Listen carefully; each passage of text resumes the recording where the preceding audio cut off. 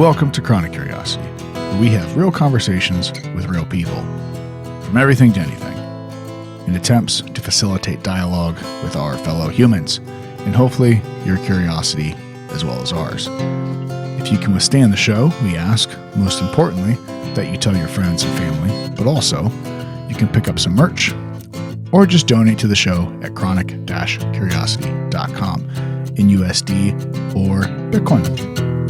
If you feel so obliged, you can give us a good rating and follow on whatever podcast platform you so choose. But please feel free to reach out to us on the website or the socials, which can also be found on the website, chronic-curiosity.com. And here we go. Fantastic. Beautiful. Wonderful. Cool. I honestly, I've been trying to think of how to start this, and I don't even know exactly, but I think maybe this is a good way to start this. I won't lie, I've been extremely anxious about this too. Don't be anxious. Don't be anxious. So we're gonna get into some boring, for most people would think would be boring stuff, but I want to, because we've talked a lot about media untrust, government corruption, cryptocurrencies, all those things. Yeah. So we've kind of we've talked about those in the show and all different things. So I don't want to necessarily get too into the nitty gritty as far as technical stuff goes. Okay. Because I don't think either of us, like we just said, that's cool. Can't really talk to the super specific details. Just trying to, I guess my whole idea is try to take this information that we've been talking about for so long, and translate it into an applicable representation that normal people can go, oh, that's why these geeks care about this stuff. Yeah. And that's why this stuff matters. That's kind of the idea. Okay. If that kind of makes sense. Yeah. Because I've rambled on about random cryptocurrencies and corruption and all those things plenty of times, but it only attracts certain people. Yeah. But there's an applicability to it that touches everyone's lives. Yeah. So that's kind of, I think, why we are, at least what I receive from you, these conversations we have are so kind of passionate about it, because it's people don't this is affecting you. Right. You don't realize it, but this is affecting you. Right. And I care for you. Right. I care about it for you. Yeah. The human species, yes. And people in general. Yes. But I do want to start out to give, just in case people get too bored with everything else and turn it off, an interesting story. Did you see the video? You can pull this up. It's up there. The video of the birds in Mexico that crashed to the ground. Did you see that video? Yeah. Did you guys see that? When did you just come across it? It was a few weeks ago. Okay. Yeah. It was a few weeks ago. Okay. That's where I had seen it. Yeah. So for anybody, you were recording it so you can see. It's the first few, this flock of birds comes across this neighborhood. It's a little security camera in the middle of this road. And then all of a sudden, all these birds just shoot out of the sky and hit the ground. And then most of them fly off. But the video continues on for another 30 seconds, where some of the birds get up and leave. Some of the birds are just kind of flapping around in the middle of the road. And some of them just don't move at all. They're just dead. There's birds just flopped up on the roof. Something happened. So this really confused me. And I was like, what the hell is going on here? And, I read some articles and stuff about people saying that of course, the conspiracy theories. So I don't know if this was in Mexico, in Chihuahua, Mexico, northern Mexico. This was where this happened. But then there was a lot of discussion about it. What is it? Project Bluebeam shot him out of the sky, whatever. And the general professional expert consensus was that there was a predator after dive bombed this flock of birds. So the birds tried to get away from it, and apparently they flew straight into the ground. A pterodactyl? Are you talking maybe a peregrine falcon or something like that? But it scared a lot of birds, and it scared them enough that they flew straight into the ground. Now, so this is just me, my brain, and my fun. Maybe not conspiracy theorist, but you want to know? Yeah, what the hell? That's really weird. I'm a hunter. We live out in, rural areas. I see those flocks of birds doing that crazy shit. I've always wondered that. You see these flocks of birds heading south of the winter, and they're dive in and swoop in, and it's like this whole like river of birds that just somehow know to just do these things. It's crazy. It's wild. So I'm like how does that, like, what is that, you know? And then a couple weeks after that, I was listening to, I've talked about Randall Carlson, who is, he is a, he's kind of like a guy that, like, I don't know his any, I should know this by now, but I don't. But he does a lot of research on historical, like, geology and how that connects with different, like, past, like, events in the Earth's history and all these different things. And he kind of connects them sometimes. Like, he'll work with some people that do research for, like, ancient, like, megalithic sites and stuff like that. And, like, how, like, all right, well, these seem to be aligned to, like, the stars and, like, astrology, not astrology. It's astrology, astronomy, which is the one that, there's one that people believe in the signs and all the stuff. Yeah, astrology is that the signs. so astronomy is that astronomy? Is that the study of the stars? All he kind of connects all those different things, and comets and us, you know, the universe flying, or the solar system flying through different, like, comet fields and these historic impacts and just different things like earthquakes and like, he's kind of like a brainiac as far as, like, the Earth goes. That's like a study. But he has a podcast called Cosmography. Like cosmography. So it's like the study of, like, the universe and the Earth together and their history together and all these different things. But he had this one episode where he was talking about earthquakes and luminescent phenomena. So what happens is, like, when the fault lines on the Earth, like, they move around and cause an earthquake, right? Well, basically the idea is behind what they've kind of, long story short, is when these plates, like, collide and all this friction actually creates a like a column shaped electronic field that, like, goes vertically because of just how all these things work. And it can often create, like, luminescent, like, you know, almost like what's the stuff that happens over Canada? The Northern Lights type of, like, these weird, like, lights and stuff in the sky because all of this things going on. They talked about some really neat stuff. I think they talked about a situation that happened when, like, the telegram or the telegraph or whatever was still, like, late 1800s. It was just getting up, and some kind of earthquake, some phenomenon happened like this where it roasted the ionosphere or something like that in the area, and it, like, shocked, like, these people running these telegraph systems. And, like, just, like, the paper and stuff would just catch on fire because it created this, like, electronic storm that nobody could see. Like, crazy stuff. Like harnessing energy. Yeah. And it's just, and he goes into some other really neat stuff that, you know, too long, different show. But one of the people he's talking to on the podcast brought up that sometimes these electric fields, depending on how they're created or whatever, can affect, you know, living things, because they've kind of guesstimated that, like, birds can often use like magnetic and electronic fields for navigation. Yeah.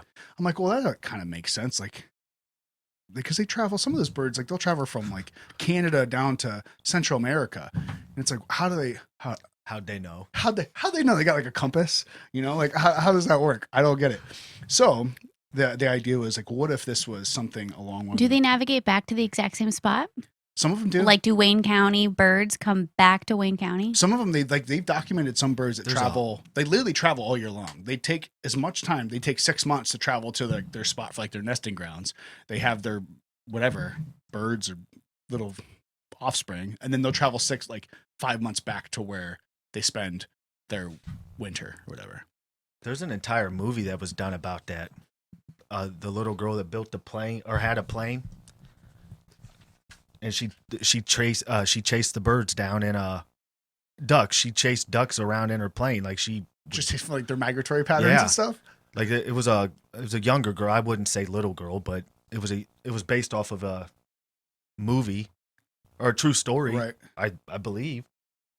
I can't believe. I feel crazy now. No, Kyle, I know what you're talking about. Okay, somebody. Yeah, I didn't watch it, but I definitely I know. Oh, that's out there. So we got confirmation. But it was just really interesting to, like, think that, like, you know, the articles that I read, it was, well, experts agree that it was probably a predatory, you know, animal after them.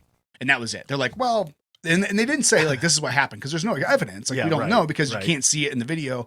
And they just said, well, this is what happened. Like this is the only this is the only explanation of what happened. And I'm like, man, I was like, okay, maybe, but it looks weird. It just looks weird, you know. But whatever. And then I heard this. They had talked about like there's a and this the other guy had mentioned during the show that there is a place. I think he said he thinks it was in Spain or Italy or somewhere in there that during certain times of the year, and it's always the same time of year, where birds flying through this certain spot, and there's people that go out there and watch this. These flocks of birds will fly through the spot and they'll dip down like 50 feet in the exact same spot every time as they're coming across this, only during certain times. It's like this, you know, invisible like road that they travel. And it was like, yeah, like maybe like, and this podcast was recorded, like 2 years ago or something like that. And I was just listening to it and I'm like, whoa, like maybe that's what it was. Like, it's super neat though to think about, you know, not everything that we look at always has, we want to give the most like easy and comforting explanation to what's happening, to things going on around us. So segue from Wait, real quick. This is that Randall Carson is a master builder, an architectural designer, a teacher, a geometrician, a geomythologist, a geological explorer, and a renegade scholar. Yeah. He likes geology. So he's got a lot of things going on. But he's got a podcast, and I did see he's teaming up with cosmography. Cosmography. Yeah, I think that's that's his podcast. Yeah, it's pretty neat. The first couple episodes were obviously done a few years ago, and it's real rough. Yeah. But like, if you have the brain capacity to listen to what he's saying, like I think it's better when you see his visual stuff, because he pulls up maps of the continents and shows you all these different things. But he explores like Atlantis and like the idea of that, and like actually putting a like an actual explanation to these crazy stories. Okay. So it's, that's it. That's him. He kind of looks like, I don't know, maybe like God's brother or something. he's going to be the next Lord of the Rings for sure. But he's a really interesting guy.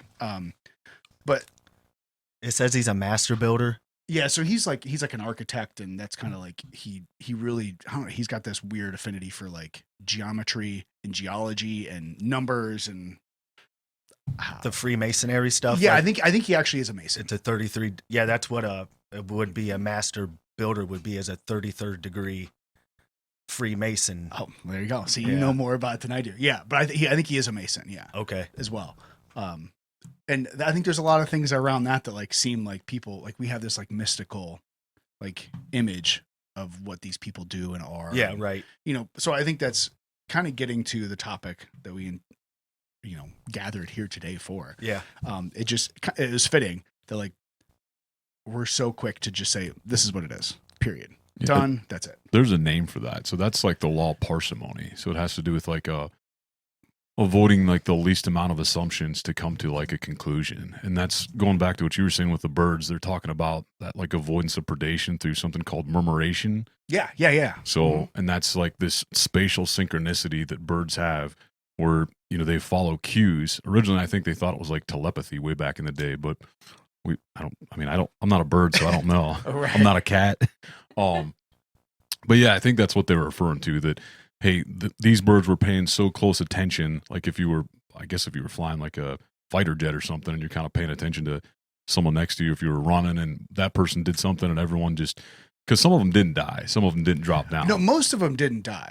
Yeah, most of them didn't. But there was like a large amount of them that are just like laying there. It's like, man, it's weird. Yeah, but yeah, I think there's the name for that. I think it's like the law of parsimony, or I think it was called Occam's razor.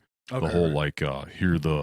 if you hear hoofbeats, you don't assume it's a zebra. You assume it's like a horse. Right, because you're just used to seeing horses there. Oh, yeah. I mean, if you're in Africa, maybe we'd think differently. But right. So that's the whole idea of like... The law of parsimony tells us that when there are alternative explanation of events, the simplest one is likely to be correct. That's how it's defined here. Yeah, I think that's similar to Occam's razor or whatever. That's usually what's... Yeah, but not always. And I think... to kind of touch on, so think a lot of people, I think let me back up. I think it's been taken advantage of. Absolutely. So I think that's kind of the point to getting here is, so we've had a lot of discussions around cryptocurrencies and governmental corruption and things like that. But you brought up some specific like things and walked through kind of like your own timeline of how you got to where, you know, your thinking is. So that's kind of where and like I said, I want to put it in as simple words as possible and connect how people can connect with that. Because I think it's really important and it affects everyday life. You know, we've talked about money and inflation and all these things on the show, but you know, most people are like, I don't like, if I wanted to be bored out of my, you know, brain, I'd watch like a news show or something like that. Right. But then, you know, we had the conversation that Cass went up to buy a couple bags of chips the other day. And she texted me, she's like, holy fuck. Like, when did a bag of chips cost like $5? You know, or whatever it was. It was like, you know, people, we don't realize like all these things that these government fucks are doing or whoever across the world is doing, like eventually it comes down to us. And it seems like it only affects us. Like, you know what I mean? All these decisions that they keep making, like we're making sanctions against Russia, and all we're doing is closing the pipelines down for our fuel, and none of that makes any sense.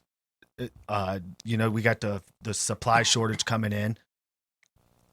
We've got people who are being publicly pushed or encouraged to go, shut down the country on the news. Like, it just seems really weird how everything just keeps getting twisted.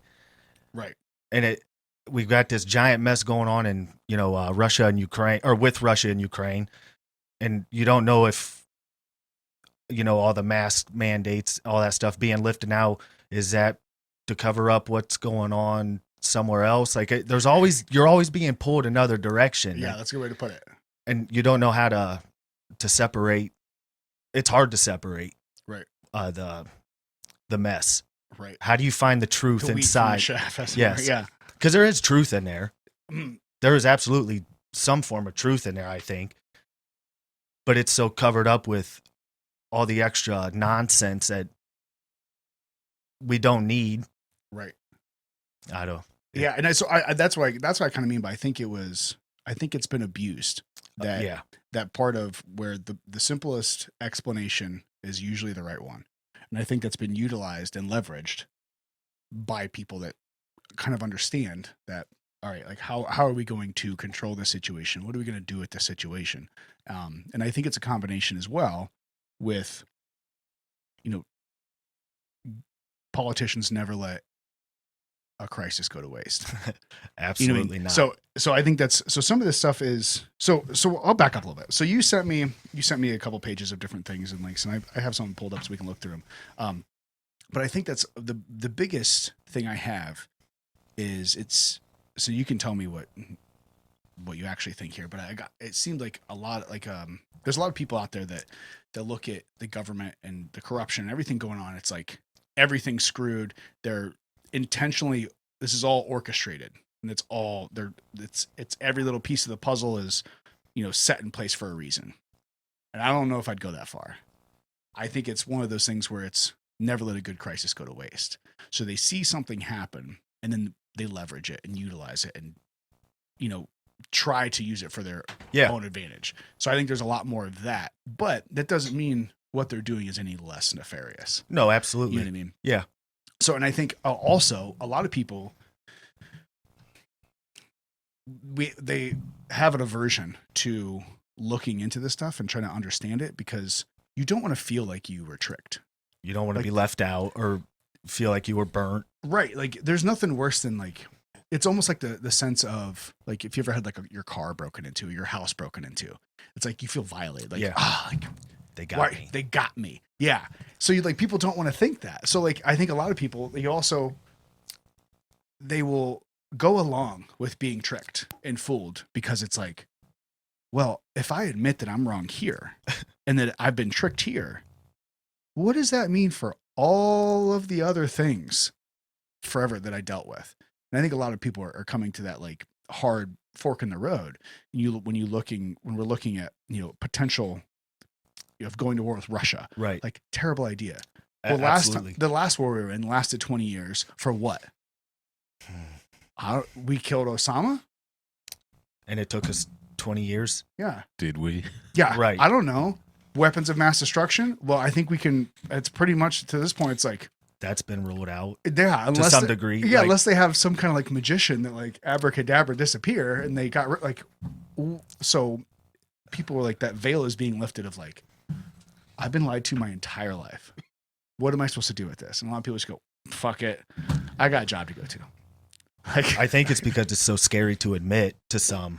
I mean, I don't know, but you know what I mean? I feel like that's something you really have to, when you look at it and it's not face value anymore. You had to dig deeper and you're like, it rocks people's cores. Like you've been lied to about a lot of things.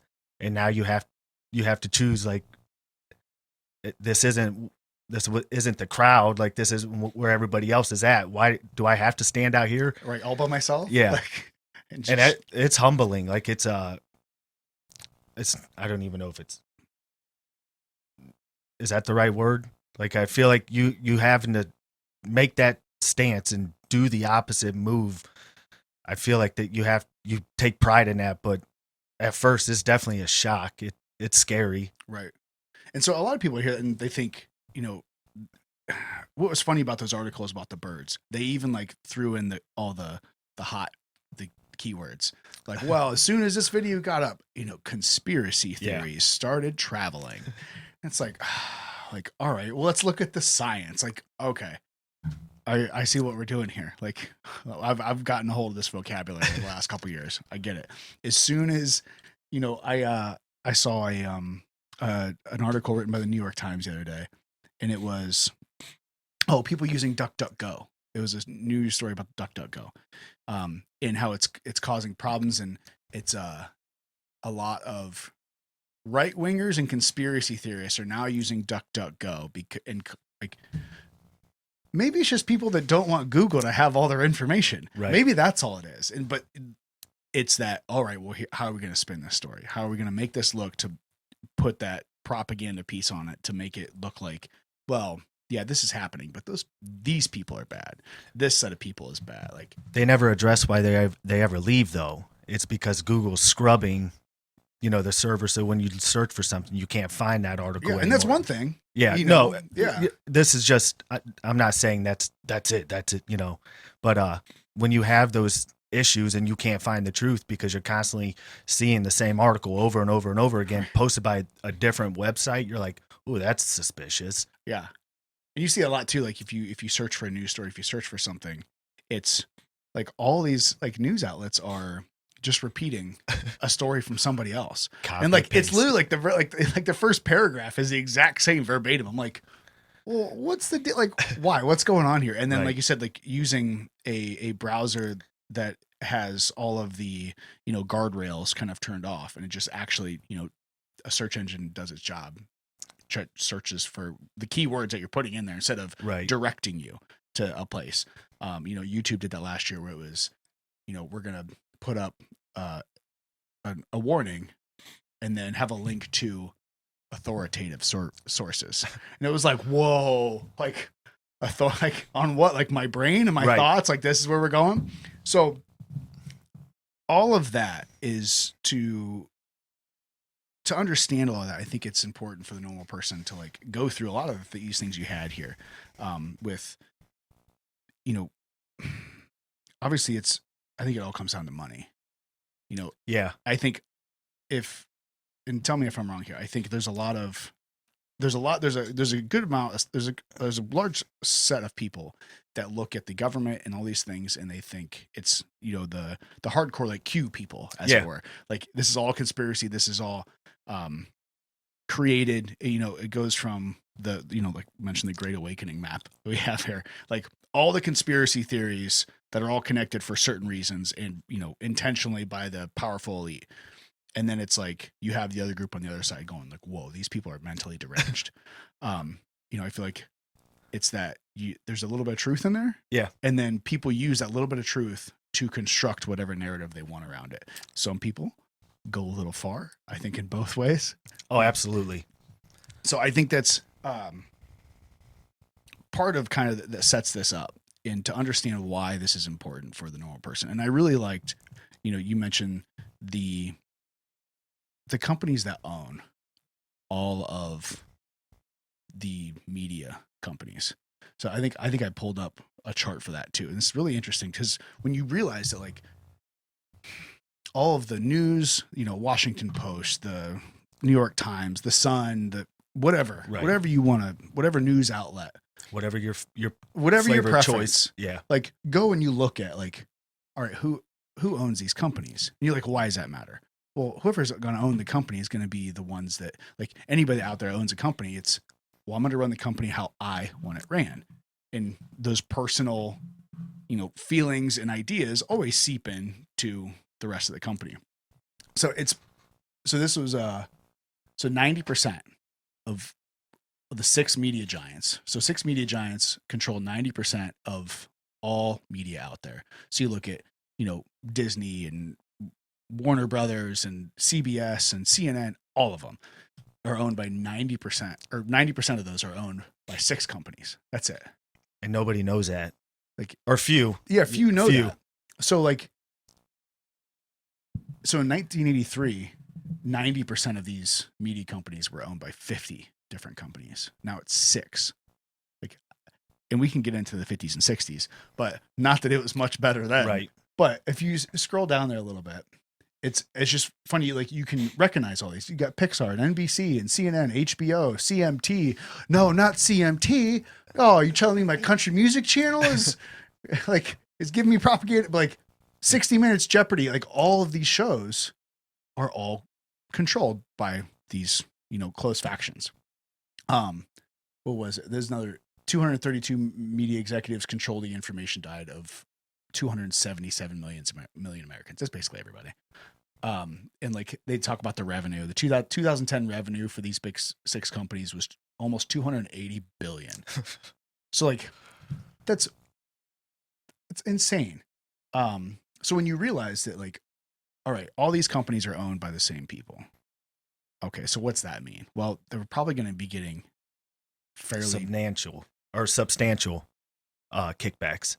Oh, well, for sure. Yeah. And you're going to be getting probably the same information. Maybe like you think like, well, I can watch National Geographic and it's different than CNN. Yeah. All right. Yeah, sure. I get it. But in a sense, there's what are the guidelines here that these companies are, going through? So that leads you to your next point that you brought up in this paper you sent. So who owns pharmaceutical companies and the media companies? Well, basically it's essentially it's the same people. And it's kind of difficult to bring up the next tab that I had up there. It should look like, I think it's Pfizer, I believe. The owners, the investors of Pfizer. So when people, like, you think about companies are owned and ran by these people and that trickles down, well, who are those people, accountable to? Well, it's a CEO. He's not accountable to anybody. Well, no, he's accountable to somebody. He's accountable to the shareholders. Right. Right. Just like a government official. Well, a government official, they're not accountable to anybody. They're elected official. But who got them there? If you want to be a government official, you have to have all the money behind you, do all the advertising so you can fool people to vote for you, so you can tell them one thing, and then when you get in office, vote for something else. That's just how it works. Absolutely. But, there's people that, like, who are you accountable to? So that's, I think the question is, like, and I think you presented it here fairly well, is who are these people accountable to? So, and it's not much, but you look at, like, this is a Pfizer, top 10 owners of Pfizer. So the Vanguard Group owns 7.5%. Well, you think that's not very much. Well, when you look at 7.5% is 16.5 billion. That's a lot of money. Yeah. Who owns the rest of it? Well, I don't know, but if they're the highest shareholder, and then you have SSGA Funds Management and then BlackRock. So there's another, like, rabbit hole to go down, is look at these investing companies and how much do they own? What do they own? And that can give you a very good indicator of who's accountable to them. Right. So if you're working at Fox News and you're the anchor, who are you accountable to? Well, obviously your bosses, the people above you, ultimately the owner, the company. You're accountable to the company. Well, who's the company accountable to? Well, it's shareholders. Like if you know anything about business, a company, they always talk to their shareholders because those are the people paying the company, and those are people keeping the company afloat with all their money that they're loaning him. So if you own a massive stake in a company like this, well, I guarantee you're going to have people sitting on the board of directors who run the company. You know, I'll bring it up later, but it's funny. A lot of people during the whole pandemic thing, they like you look at who's telling it, who's giving us all this information. All right, doctors, and they have people on, and CNN was famous for having Scott Gottlieb on, who is he used to be the FDA commissioner, I believe. Okay. So he used to be not the commissioner. I think was he? I don't know. He kind of helped run the FDA at some point, but now he sits on the board of Pfizer, and he is a direct correspondent as medical and investing advisor, like a correspondent to CNBC, the business channel. So it's like, okay, so you have a past FDA commissioner or whatever he was, now that's on the board of a pharmaceutical company, being a direct and frequent contributor to the largest business channel in the United States. For what purpose? I would think because he knows the business, Kyle. Right. Okay, was he commissioner? Okay. So like, all right, you can call me a conspiracy theorist for tying those things together, but I didn't tie them together. Fucking Scott Gottlieb tied them together by working for them, being on the boards and being a part, like being out there. So those are some of the important things I think, like basically summing up your, intro to everything we talked about is connecting those things and not looking at the connection as in, oh, well, Scott Gottlieb used to work for the FDA and now he's on the board of Pfizer, Moderna, whatever it is. So obviously he's working with Bill Gates and George Soros, and they're implanting us with chips, and they're going to turn us into zombie, alien, lizard people, whatever. Like, okay, right, hold on, right. Let's slow down. Let's slow down a little bit. Sounds like a blast, but let's slow down a little bit. Because again, you got to pull the truth out of that mess. Like, right, yeah. What do we know? We know that this person was this, works here, and knows these people. Right. That's it. You figure out your conclusions. So that gets us to you discussing bringing in some of the media networks and the CIA, and some of this is where I start having some questions for you. Okay.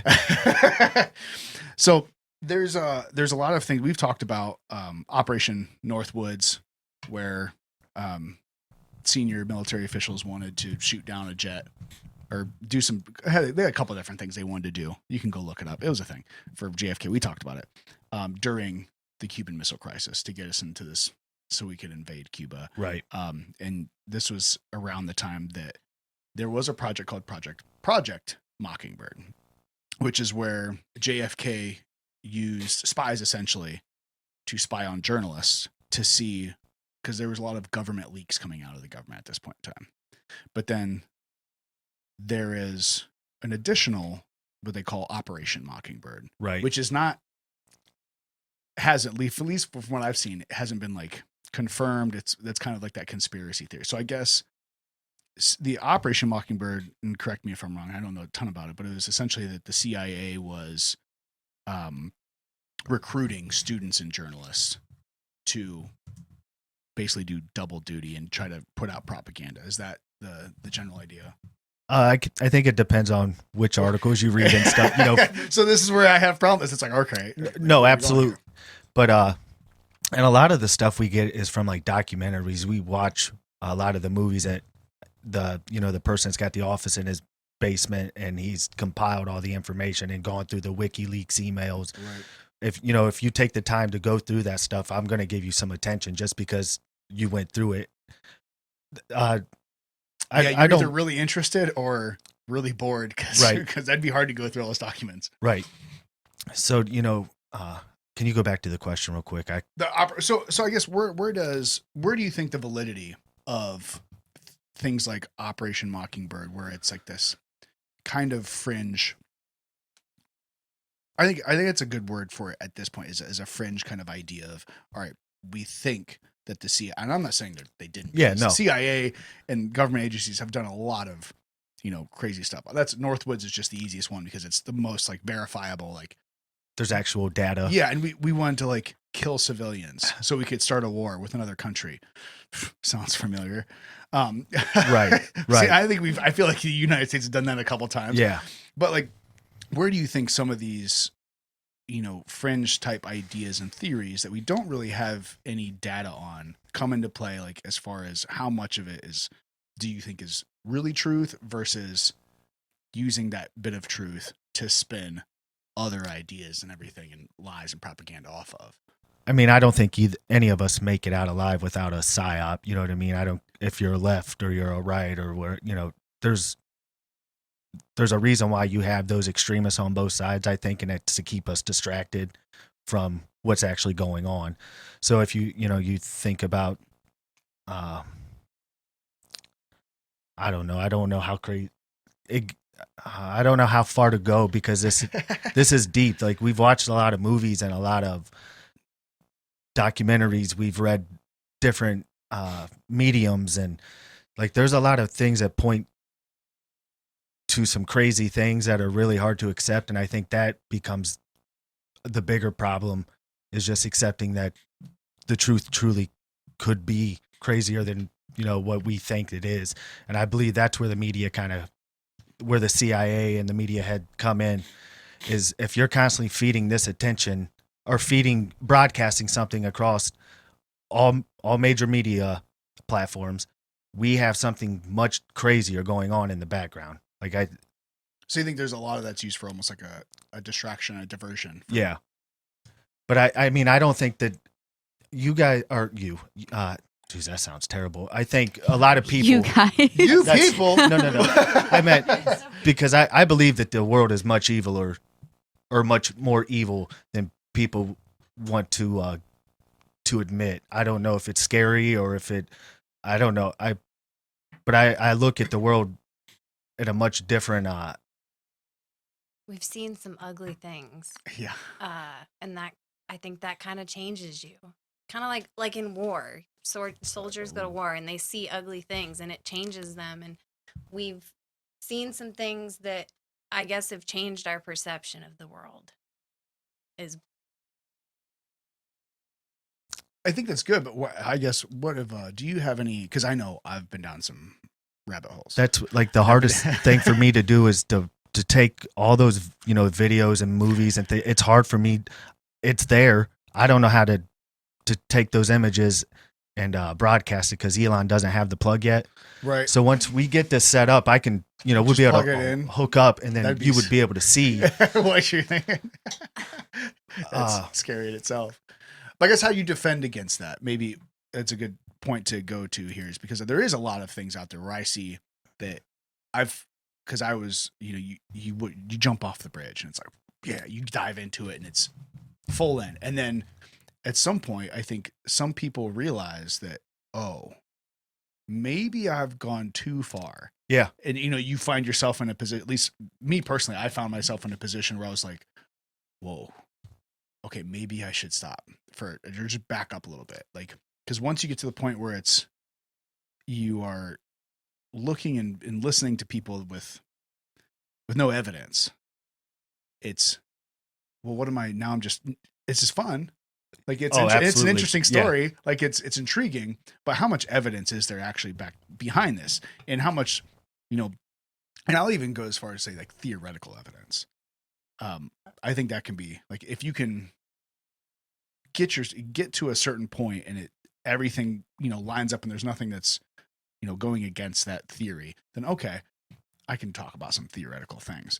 But I think a lot of people out there they dive real hard off the deep end.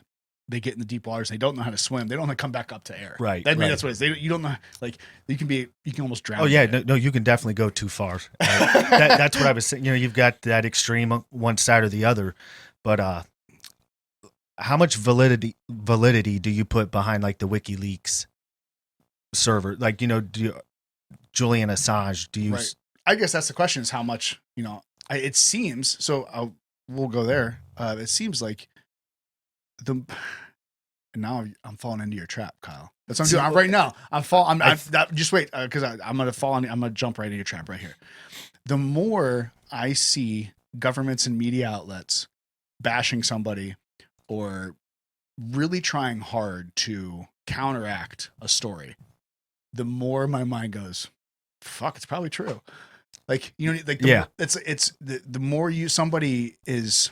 It's like that really petty person. Like the more somebody succeeds, they're like, oh well, they're cheating. Yeah. It's this. Yeah, no, look at this. They've been doing this. Like it's like, well, I didn't even like see this thing over here until you started freaking out about it. And now I'm looking at it and going, what are you freaking out about? Oh, like I feel like you're probably lying to me because you're just so up in arms about it. And that's a lot of stories and stuff seem like that way. So it makes it seem like if we're trying to drag this guy, I guess all the things that government has done and that we should be concerned about and worried about, and we're worried about, extraditing somebody from Europe because all he did was share information that he got from somebody else.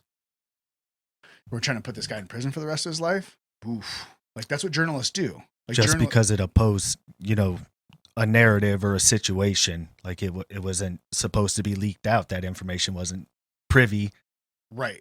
But why? Yeah, like why are you doing this? And that's a concerning point. I look at and I don't know a lot about this, so I could be completely wrong. But if you look at like Assange and I just had a brain fart loss. Snowden. Like, okay, you want to charge Snowden with something. To me, that makes sense. I get it. I get why they would want to do that because, you signed a contract, you signed an NDA, all these different things. Like, but I think if I got it right, like Assange is just a person that is taking things from people like Snowden and sharing it and saying, like a journalist does, like, hey, I got this leak. This is the information I got, I don't know. Like to me, like I can understand how people would want to do something legally to Snowden, but Assange, it seems like he's another step away from that. I haven't gone. I guess I question, when do we start, just because it's a rule or a law, it's something we're told that we have to be doing. When does that become wrong? Oh yeah, no, I get you there. Like that's, I'm not saying that I'm pro Snow. I understand the situation and I try to view both aspects of it. I can understand why the government would want to pursue that. I also understand and appreciate the heads up, because now the or not just Americans, but the world has an idea, the control that the NSA has over, the internet, the browsers that we're constantly scrolling on a daily basis. I think if you go into that and do some research into that aspect of the, I guess we'll call it a conspiracy, but if you watch the Snowden movie, if you dig into some of the things that went on, it makes you, I think it opens up a different door to other possibilities that you're like, okay, so maybe that does make a little more sense now.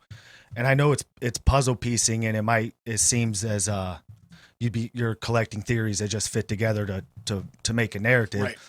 But eventually, like, there's so many coincidences you can have before certain things just have to mathematically be true. You know what I mean? Like, I heard a good quote. Someone said the other day, coincidence takes planning. I don't. Yeah. Sometimes it's a coincidence, but like somebody planned on something to get to where.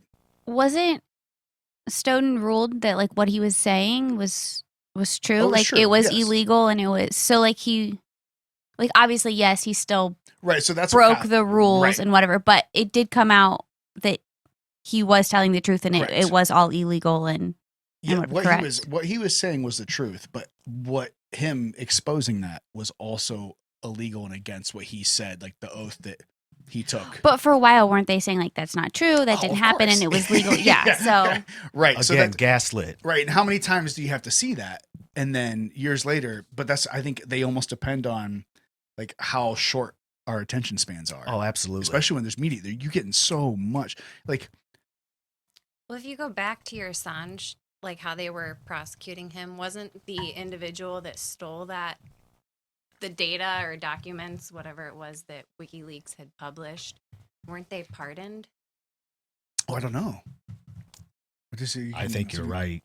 I don't know.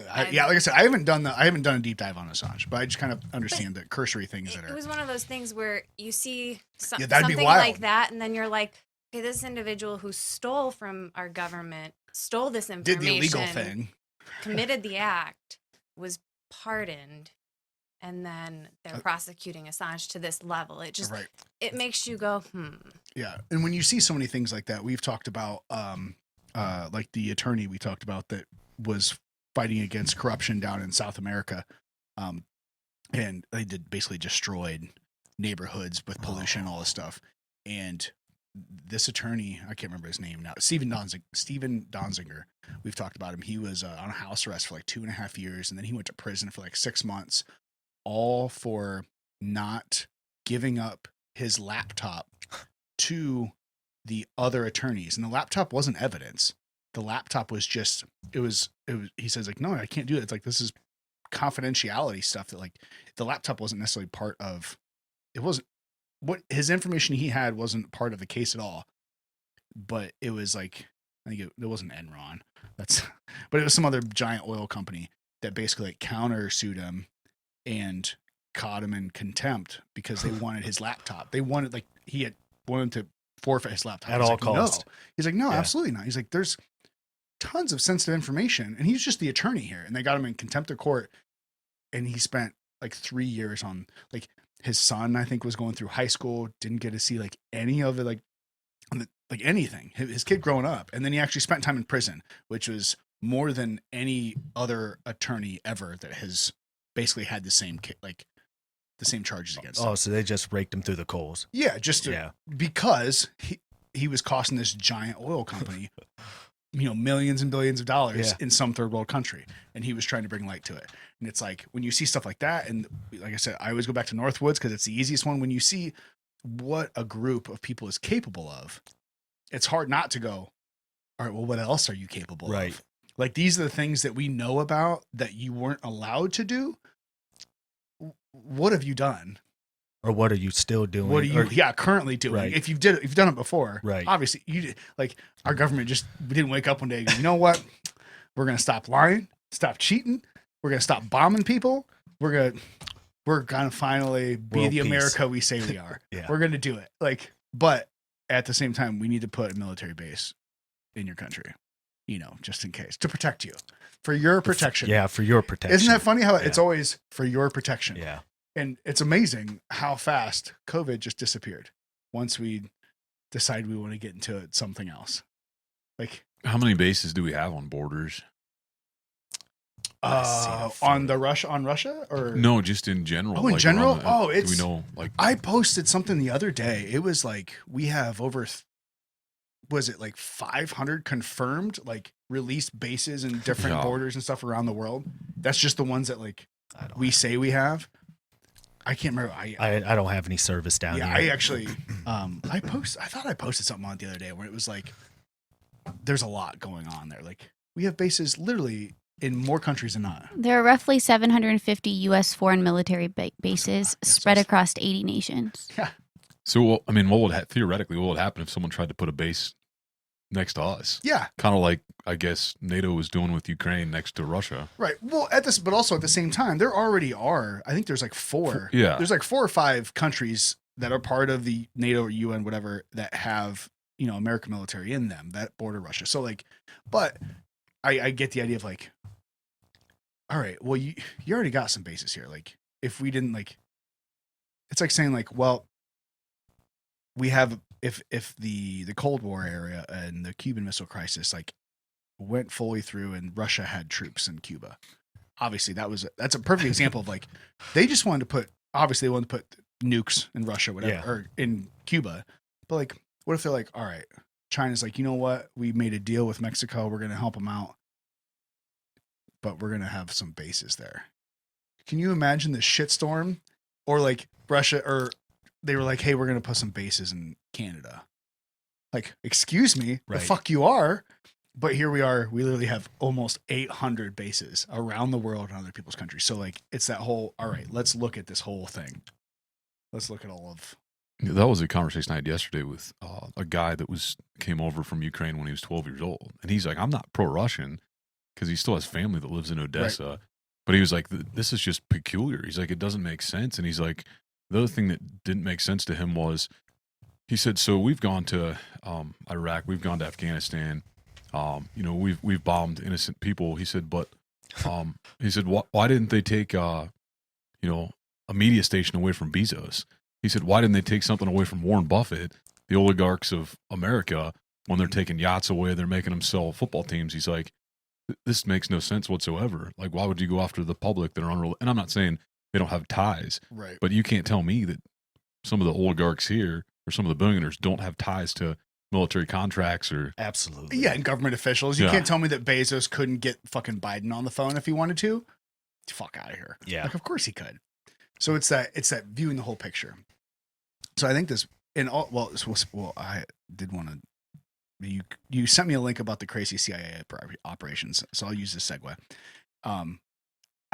If no one's looked into if I'm sure you've heard like the MK Ultra, and that was a big one for like they really attributed that to like the super crazy Q people, like MK Ultra, mind control, all these things.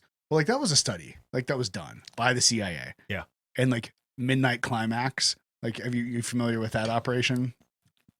Where they great name, by the way. It is. It's a hilarious name. It was prostitution related, wasn't it? Yeah. So like it was a sub study of the MK Ultra study by the CIA, and they basically took unknowing Johns and had prostitutes like basically give them drugs, and the CIA sat behind a one-way mirror, two-way. Is it a one-way mirror or is it a two-way mirror? That's like this.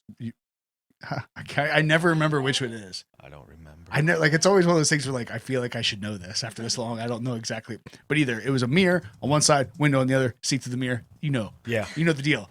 And they just sat back there for hours upon hours upon hours watching these, unknowing guys bang these prostitutes on all these drugs just to see what they could like, just for the effects on these drugs and everything. And they didn't and the guys didn't know they were taking the drugs until the prostitute gave it to them. Oh, really? Like too late. Yeah, they didn't know. Like it was like they basically drugged these Johns unknowingly and watched them. I need to dig into this one. That's a funny. I like that one. Yeah, but it's called Midnight Climax. I think it was 1954-ish. Is right around there. Okay. So 53 is when it started. So like that's something our government did. And it is a one-way mirror. Yeah, I was going to say, I think it was one way. I feel like this mustache might have participated in that experiment. Yeah, for sure. That's no, there was somebody that had a mustache. I actually just named like it that. the Midnight Climax. The Midnight Climax. That's hey, funny. Giggity, giggity. So that comes back down to the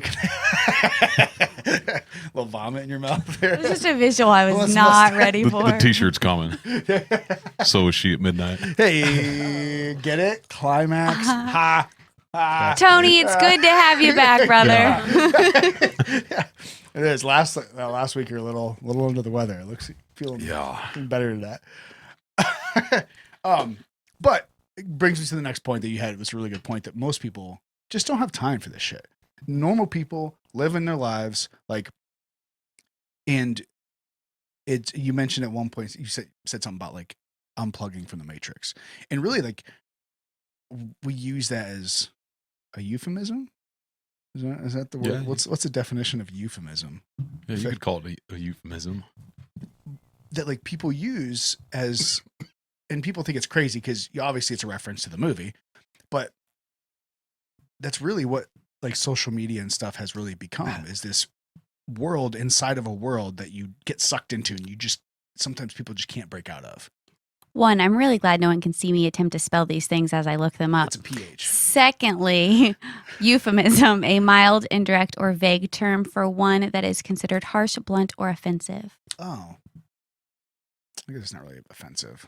I think there's another definition of that too. Is there a second definition? The use of such terms. And in rhetoric, the use of a mild, delicate, or indirect word or expression in place of a plainer or more accurate one. That's it. That's the one. that connects that. That's the definition. Usually I have to go down a couple Yeah. definitions to find what but the idea of like, we've really created this, the internet has really created this like matrix that we live in. A normal person, like we live in outside of, you know, our day to day, but like, even then it ties into our day to day lives of work, school, kids, you know. I think about it even more when I see, as our kid gets older, going to like sporting events and different things and realizing like these families that have 2, 3, 4, 5 kids, you don't have time for dick. No. Literally, you also literally don't have time for dick. Like, you know, like nothing. No, like nothing. Yeah, you got 4 kids and they're all in sports and like You're you don't have, nonstop. yeah, how do you even have time to take a shower? Because like fuck.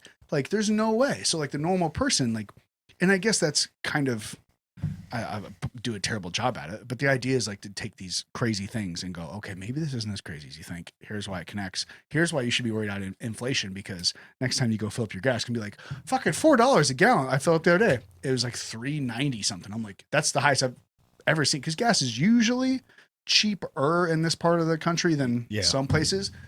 I've never seen gas hit $4 a gallon here. When I think they said it jumped 40% in just like a day or two. Mm-hmm. Like it's because just, they know it's coming. Because they know out of control.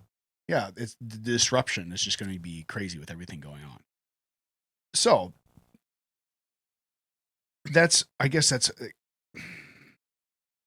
connecting people in the government and these people in the government, that we have to realize that us normal people, as not normal as maybe I am, are not like the people in the government. Like you said, like these rich people that are, it just doesn't seem to affect them. Well, when you have billions of dollars sitting in the bank, like inflation doesn't matter. Yeah, what's $5 a gallon of gas? Like whatever, make it 1,000. Like when you're going out, you know, as like going out to the strip club on the weekend, dropping 50 grand just to party. Like, yeah, of course, like it's not that big of a deal. But for the normal person, like why do these things all connect and how do they matter? And this is where we start kind of getting into the COVID and the government and whatnot. So connecting government officials, you mentioned seeing, you know, part of it is to make it as, I guess, clear as possible, is throughout COVID, you know, you look at, it was very red and blue. It was very these lines like, well, if you're a Republican, that means you hate masks and, you know, the injection's Bill Gates is chipping you. And if you're blue, that means you wear a mask because you love people. And for some reason, all of a sudden, Big Pharma is on our side now and they're going to save the world. Doesn't make a whole lot of sense. But you talked about Fauci and the Rand Paul things going back and forth and making a show of it. Right. Which I kind of agree with you. And you had sent me a link about Rand Paul's wife investing in like COVID treatment stuff. See, I look at that and I think a lot of it, and we mentioned, was it last week we talked about like Dan Crenshaw and not Tulsi Gabbard, Pelosi in their like investments and stock trading and all those different things. Sometimes I think it's just people are taking the opportunity. Sometimes that opportunity could be insider trading and it's knowledge that they shouldn't be trading on. Yeah. And other times it's people going, well, I don't, you know, I had investments on some things. I'm like, well, I don't believe in this company. Like, and I hate what they're doing, but I got some money that I need to make a quick turnaround on. Like, so I could make a quick buck doing this. Or seizing the catastrophe they created. Right. You know, it's that never letting a tragedy go to waste kind of thing. And I think that there's shades of all different colors throughout that spectrum. Would you agree with that? Or do you think it's just, because I get a vibe from you that it's like government officials are all bad and corrupt and they're all doing it just to. I think there's more. I think certain groups or entities are worse than others. Does that make sense? Like I think there's particular groups that seem to be more attracted to all the bad, negative attention that we find on rogue news sources and right. like Hillary, Biden, those names keep popping up. Right. But there's a reason, like it's hard to parse it all out for right. sure. So you think, I think that's a lot of times is people get stuck into, if this person does this thing or says this thing or believes this thing, or they call themselves, by whatever denomination or whatever it is, it's like, well, that person's just automatically evil. Right. Well, maybe, because I've been in the situation in life too, where it's like shit gets hard, shit gets difficult. And sometimes it's just like, I'm just going to do what's easiest right now. Like, this might not be the best route. This might not be the most honest route, but it's like, I kind of look at it, we have this illusion that there's two different wings, and then this middle section is like the libertarians that get ignored and stuff. It doesn't matter if what side of the wing you're on, the bird is corrupt if one side of the wing isn't working. Right. The system's broke, in my opinion. Like, I think we've lost control in the aspect of they don't do anything for us. We vote for rules and changes, or for policy or whatever it is that we want, but it doesn't seem like those things are falling into effect. We have other things, just like the election. I guess I am a Trump supporter. I'm not radical by any means, but I didn't care about the tweets. I care about the policy. I understood where we were going as a country, and the direction looked a little better. It was more positive. Right. I think when you start to see, or if you haven't seen it, I guess there's information out there pointing to election fraud. I don't push this on anybody. I have my own views that, what I mean? It's just, I have this theory or thought process that the election was stolen from us, but there's a reason why that we tried to impeach that man for 2 years. Like, those things don't just happen for certain reasons. I think a lot of the stuff that we see is orchestrated in a way to distract us from a lot of things, but I think there might be positive on the other side if power is taken away. Do you see the media struggle right now? I guess with we have one side telling us this thing, we have this side telling us the other thing, but all this corruption keeps coming out with like the Russia and Ukraine thing. We've got bio labs across the border, I guess 10 or 11 of them supposedly. The mainstream media is not telling us this, but all these rogue news outlets are talking about it. Do we not, when do we stop trusting what the mainstream is giving us, and we start, is it acceptable to take on the off stream, the platforms, if it appears like that's the way that it's rolling out? Like, when's enough confirmation? I don't know if I'm not saying that right, but does that make sense? No, I think so this is where I think I find myself a lot of times with people, and it doesn't have to be one or the other to me. Oh, absolutely. I think I look at it and go, all right, yeah, I agree with what you're saying. There's, if at any point there's something that we go, hey, somebody says, hey, there's a bunch of biolabs. I've heard that theory too. I haven't dug into it, but like, hey, there's a bunch of these labs, much, similar to like the one we support. Well, we as a country through the NIH and everybody else in Wuhan that we supported. Like, all right, it shouldn't just be, hey, we have this catastrophe happening in this country. Russia's invading Ukraine. Its citizens are obviously being completely fucked over, all these different things. And then the second somebody goes, hey, what about all these biolabs over here?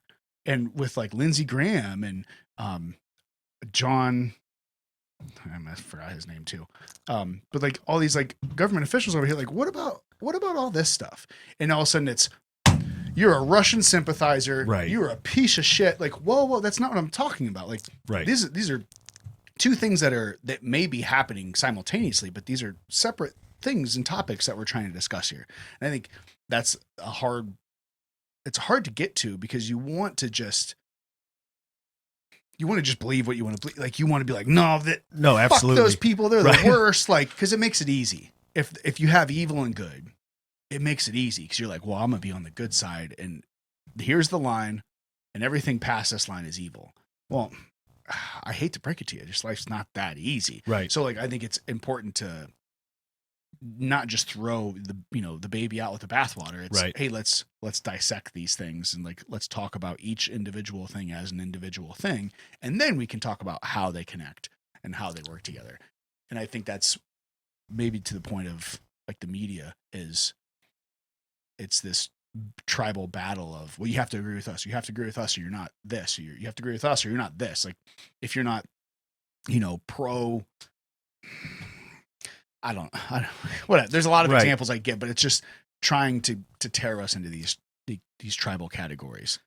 And it's like, why like, is it just like that innate like human nature for us to like I kind of mentioned earlier, to not want to be wrong, so you have to fight to the death for something that you think is right but could be completely off, Right. just because, well, this is what I said I believe, and that's the end of it. Like, how do we start considering other viewpoints? And when something comes up that might not even, I think it's not even necessarily as difficult when a topic or a point comes up that is against what you believe, but when a topic, like you say, like the labs in Ukraine are a really good point, where it's, well, we're not saying that we agree with what Russia's doing, and we're not saying that Ukraine's bad or anything like that, but well, this is a troubling thought. So that's connected to all of this. So what do you do? Like, how do you like parse that out in people's minds? You go, what am I supposed to do with this? The way that you brought it up makes more sense to what I was just rambling on about. But so if you think about it, China and how we've been pointing the finger at them for the virus since day one, both sides. It doesn't, I don't care about political figures, just what we have right now. We had people pointing fingers at China for this entire process. Come to find out, Fauci, NIH, all this U.S. funded money is going to that facility where the leak comes from. You start piecing together. Supposedly. Allegedly. So now you piece together, you've got the Ukraine and right. the biolabs there, and those are U.S. funded. Those are U.S. operated, supposedly. And then, I sent you the CIA article about the article about the CIA training Nazi, what they call them, neo-Nazi Ukraines, or. Oh yeah. There's some weird things going on there that with these white supremacist groups in Ukraine, which is funny though, because that's the exact same thing. That's the exact same argument they use anytime like, a particular like Trump centered thing is happening. So it's like, all right, well, to me, is that just, other information that they're just, I think we just use that word way too freely now. There's a lot of paraphrases or, people calling people Nazis. Like, do you know what right. I saw somebody the other day, someone called this, it was I can't remember who it was now. I've seen it a couple times. I can't remember if it was a black guy or a Jewish guy. And they were like, no, it couldn't have been a black guy, because he was a white complected person, but like, he was like 100% Jewish. And like, they were like saying like, oh, you're just this neo-Nazi, this, that, whatever. And like, and then someone of course was like, who's going to tell him? Like, who's going to tell him he's talking to a 100% Jewish person about being a Nazi? Like, come on, bro. Like, he had like his grandfather, I think, had been like gone through the concentration camps. It was like, what a prick. Yeah. Like, it's just, I think it's just people, we just don't think. People are just, they want to get online. They just want to spew bullshit. They want to say something inflammatory, or they just want to, I don't know. And that's why I don't talk. Like, I just keep it to myself. Like, we just hang out at the house. Just to avoid all of it. You just send me this shit all the time. Well, I mean, yeah. Like, I've got like 5 friends, and that's why I keep it that way. It's just, there's so much craziness going on. And I don't have to deal with social media. Like, we've unplugged from all of that outside of, the Telegram. I use Twitter occasionally, but like, I don't want to see any of this stuff anymore. It's just nonsense. And you don't know what even to take in anymore. Right. You have to get very good at least maybe this is just my opinion and how I look at it, is you have to get really good at reading between the lines. Right. And going, all right, what's going on here? What are they talking about? And we talked about that a lot on the last episode. Just like, you see a picture in an article, right, stop. Don't just take it for what it's worth and share it on. It's Absolutely. What is this about? What's this picture from? Is this picture 5 years old? I don't know. And they're saying it's from yesterday. Like, Right. you know, all these different things happening. It's hard. And I understand why people just try to completely, you know, forget about it. But it's, you know, being able to decouple from the world around us it's impossible, really, because absolutely. even then you're still, you know, going to the grocery store and like we used to buy this like bacon, and it was the thick, I love this thick sliced bacon, and it was like, you know, it would buy this big package. It was like $20 and it would last us for a while.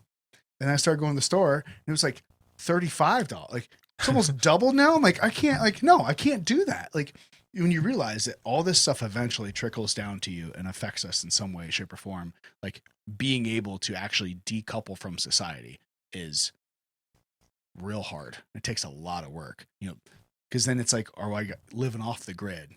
Right, Like, right. It takes a lot of work to be able to do something like that, because everything we do now, it's done by a collective, which is awesome because it allows us, you know, to carry supercomputers around in our pockets. But we've become extremely we're attached to it now. You know what I mean? yeah. It's so woven into society that if, you know, the grid would go down, like that's going to be chaos for a lot of people, because a lot of people don't know how to survive without. Yeah, Not even you guys camp, you go hunting. You know, you understand how basic. Yeah, but even me, I'm thinking like, shit. Like, if we were to lose the grid, like if we had to rough it, like, ooh, that's scary for me. And like I said, I know how to hunt. I know how to clean an animal. I know a lot of things, but like, there's a lot of things.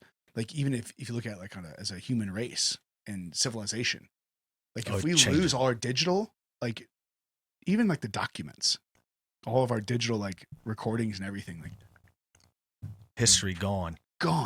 Where are we at? We're stuck with what, 7.5 billion people that maybe 1% of them know how to do something. Like these people can hunt and get food, but can you grow a garden? I've tried. We've been doing it for like 5 years now, and we're terrible. Like that shit is hard. Growing food, it's like we're trying this spring. Yeah, we're going to try. We'd start small. Yeah, no, yeah. It's so hard. But yeah, like all those things, like clothes. Well, how am I like? I'm going to the Amish. Yeah, like my clothes will last for, I don't know, the ones I have maybe a couple years, you know, until you wear through them. It's like, then what? I don't know. Like where am I going to get water? Like all these things, you realize that we take so much for granted, and that we truly know nothing. Yeah, like we're not capable of doing too much outside of going to work. You know what I mean? Yeah. Like, So it's like if you didn't have a job tomorrow, how you survive? Well, I'd find a job to make money. All right. What if there's not jobs? Like, what are you gonna do? Like, what kind of skill? Like, what if there's no electricity tomorrow? Like, what? That fries people's brain. Right. I don't know. Like, I don't know. I can't even hang a picture on my wall. Right. You want me to fucking figure out what I'm gonna do without electricity? I don't know. But I like tying those things in is. Is that a slight at me for ripping the paint off my office today for wasn't. hanging up a picture? No, it wasn't. I feel like it was. I did see it. Yeah. I saw one of those reels or TikToks. I shouldn't even have showed him. I should have just let it go. I would have noticed it. It was fun. You tried though. I saw one of those where it was like it was obviously like a joke, like how a female hangs a picture and she's just like, I'm like just blah, and like hangs up on the wall, and it's like how a guy hangs a picture. He's like, he's got the level out and like tape measures and like all these. Yeah. I'm like, yeah, you want it to be nice and square and where you want it and level and yeah. But moving forward through some of this, because getting to all of that to the point where the discussion I've wanted to have with you for a long time. We'll get there. I think one more thing to talk about, like the tribalism. I think I've realized that it's really ramped up with the media. You know, propaganda is becoming. I think propaganda is probably gonna be the word of 2022. Yeah, but that shit's been happening for a long time. Precipice. If I hear, that's the new. This is the new normal. Is precipice? That's what it's gonna be. Yeah, like because mine was the. What was it? It was a P1 too. unprecedented. Like, shut the fuck up. And then but I'll watch a movie from like the our early 2000s or something like that, and they'll say unprecedented. I'm like, God damn, I just didn't know that was a word. Right. That apparently they did. Like, yeah. So was it Tremors when we saw that? When that was like mid 90s. Right. The movie came out. And it's like, this is unprecedented. I'm like, God damn it. No. It was like during the pandemic. I was like, fuck. But I think it's so much easier to divide people into groups, these like minority groups. And I don't mean like in general, like whether it's, you know, your geographical location and being a minority, whether it's, you know, race, sex, you know, religion, your whatever your beliefs are, right, to be able to like even feel like the right wing like gun nuts, like it's very easy to segregate them into an area and go, look at these fucking crazy gun, you know, well, you're just over there having sex with your guns all the time, you fucking weirdos. Like some of those people are a little weird, but like it's easy to take a group and put a title on it and go, this is good, this is bad, or whatever it is, and just keep saying it. Just keep saying it. Just keep saying like, it. Oh yeah, well I get it. Yeah, well, you know, you have all these guns, but you just want to shoot people with them, don't you? Well, of course they want to shoot people with them. They got all these guns. Obviously, that's everybody who's got a gun just wants to kill people. Hold on, like, not how that works. No, it's not how that works. Yeah, exactly. So I think it's important for us to look at tying that back into how, you know, you mentioned the companies are ran. How are the companies ran? Who are they accountable for? Or accountable to? Well, it's people with the money. Where's the money come from? It's, well, from us. Like, if you recognized BlackRock or Vanguard, right? Well, it's probably because you have a 401k, right? And guess what? That's where your retirement money is going, right? I think. I'm trying to remember what mine is. I don't know, but it's weird. Like you see, like all the, like, wait, that's my 401. So my 401k account is paying for this company to have like a giant say in what happens at, I don't know, Fox News. What? Like, wait, fuck me. Like, there's no getting out of it. There's no separation. There's no. Yeah. But there can be. There should be. There can be. It's going to be hard, but I think there can be. But also, I think it goes back to whether these people are taking advantage of a problem or creating it is an important designation to make. And I don't think necessarily that, you know, all these government officials or, you know, Democrats or Republicans or the media outlets or the anchors that are present, like, I don't necessarily think they're creating all of these problems. They're definitely taking advantage of them. And I think that's important if you're going to try to slap a good versus evil. Oh, absolutely. You know what I mean? Yeah. But it's still just as confusing. So we've got the companies, the people, the markets, and I love this one line you said in here. You know, you think people are finally realizing that, you know, the general person has kind of been under attack for the last 2 years, whether that's through marketing and advertisement, the things you're trying to sell you, you know, the products, the pharmaceutical companies, government, whatever it is. I will even increase. I see your 2 years and I will raise you forever. Oh, absolutely. Because you realize that's the whole job. Absolutely. You know, these marketing companies, it goes back to like, are they causing it, or are they contributing to it? You know, if you're a media company or a marketing company, well, you're just trying to find holes. You're trying to find ways to get at people. Absolutely. You're just trying to make money. Just like anybody, if you run a business, well, how can I make more money? We'll be better at advertising. There's a reason why it's like it was $300 billion industry. Mm-hmm. I mean, because it's marketing. You're pulling all that data that they're taking. You turn around and you sell that. Like every advertisement you see is based off of something, unless you shut off, you know, the cookies and stuff now. But it's almost impossible. Right. If you have a phone, like they're collecting information. Right. You so can't get away from it. Again, like it's woven into the system. Right. Well, it's like going back to the DuckDuckGo versus Google thing. Like if you use any type of social media, especially like if you have Instagram or Facebook or whatever, and you buy a product from a link there, fucking forget about it. It's over. You buy a pair of boots that you saw advertised on Instagram, guess what? They're going to be selling you boots on Facebook and Instagram, your Google, everything. Yep. For the next 2 years. Like it's like, I remember it was hell. It couldn't have been more than 5 years ago where people were joking that like, "Ah, I think my phone's listening to me." Yeah, right. Your phone's not listening. Like, no, we were having this conversation about, laundry detergent. And the next day, Facebook trying to sell me laundry detergent. And people are like, get out of here. You're crazy. And now it's like, well, yeah, that's exactly what it's doing. Amazon got sued for it, didn't they? Did they? Yeah. Because Alexa, because of the Alexas? she was listening. Yeah.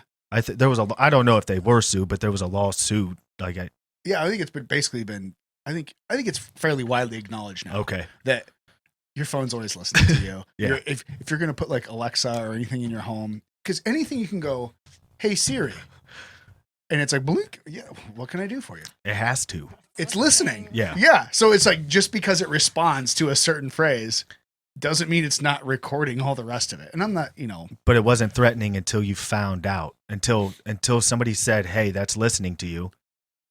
Then it became a problem. You knew it was listening to you the whole time because you talked to it. You didn't recognize it. Yeah.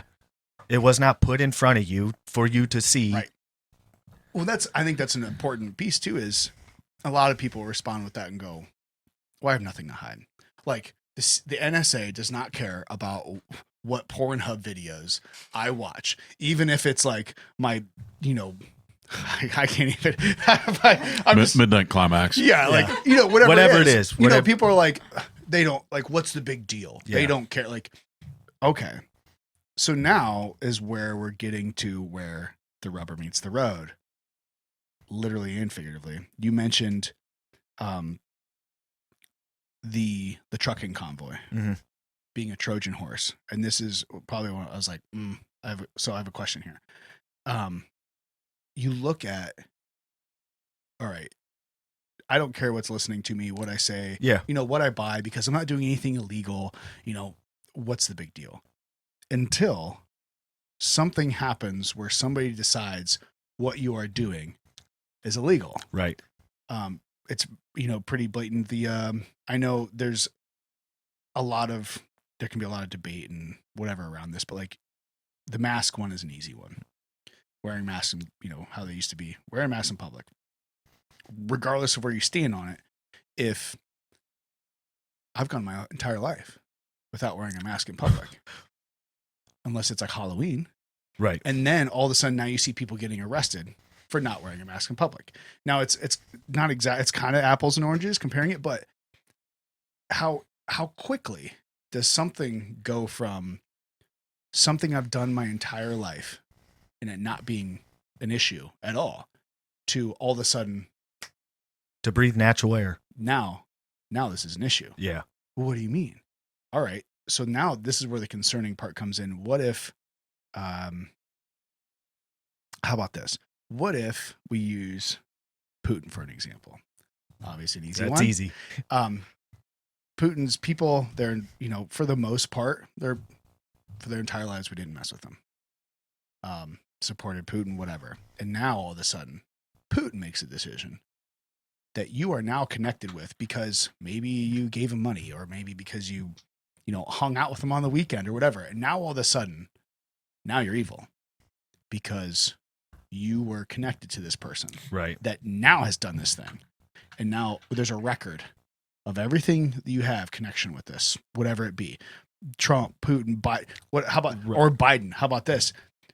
Trump wins 2024 and he decides that all of the tools that Biden used for whatever, now he's going to put into place, but he's going to put them in place against the people he doesn't like. That's where people don't think about that. Whereas, they're talking about during the pandemic, well, people who don't get the vaccination shouldn't be allowed having health insurance or this, that, whatever. Okay.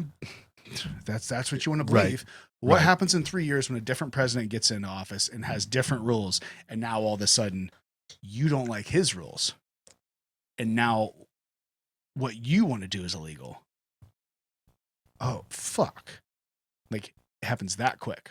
So, like, something, and that's why people, if you're somewhat worried about it, about internet stuff, yeah, or like your phone, like all these different things, like did you support this person? Did you give money to this group? Or did you go shopping at this? Did you buy this thing or whatever it is that now all of a sudden well, now you're designated as a risk, Right. because you did this thing 2 years ago, or 3 years ago, or 5 years ago, and people may think, well, that's silly. Like that was in the past. Like, how many times have we seen people getting deplatformed off of social medias and different because of some tweet, or they get fired from their job, Right. from something they tweeted 10 years ago? Like, shit can get real weird real quick. So like, this is where we're going down the line of where the conversation I really want to have with you. But the trucking convoy, you called it a Trojan horse. To me, that implies intent, that this was like a purposeful thing that is being done to kind of play some shadow game. Do you think that's the case, or are you just using that as like, because of this happened? I think you got really good people who think I mean, I do believe in it's waking people up. I mean, I don't necessarily believe that's not fake. That's not a psyop. I believe it's going to be used as a psyop. They're going to use that when the economy collapse, or if it does collapse, when that happens, they're going to have somebody to point a finger at. Now, I got what you're saying. So not necessarily the action, but the reciprocation to that action is right. Hey, they're using it. I mean, obviously, we got to wait for it to happen. Right. If it does, whatever. But you guaranteed if the Canadian like supply chain collapses, they're going to be like, well, if it wasn't for those goddamn truckers all on the highway, and every one of them is going to have like a neo-Nazi sign down, for the media, like, right. And it's just people who want their rights and freedoms back, but it's going to be turned into just something. I can see it already. Yeah. If you watch enough of it, I don't know. It sounds nuts, but no, I get what you're saying. You take a little bit of truth, you take a little bit of what happened, and you crank it up to fucking 12 and go, this is why. Yeah. No, I get it. I get what you're saying. So the whole reason this conversation started was, so we're heading down this bad path. It's so intertwined. We feel like there's no out for it. Now I'm not going to call it a solution, but my start to a solution in my mind is Bitcoin.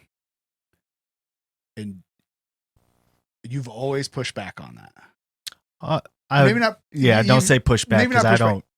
So there's always been some kind of, you've talked about XRP and some different things. So I guess, what is it? What do you think? What do you think can get us out of? Well, see, I'm not somebody who believes that if we create something right now, it's going to solve all these problems that are on the side.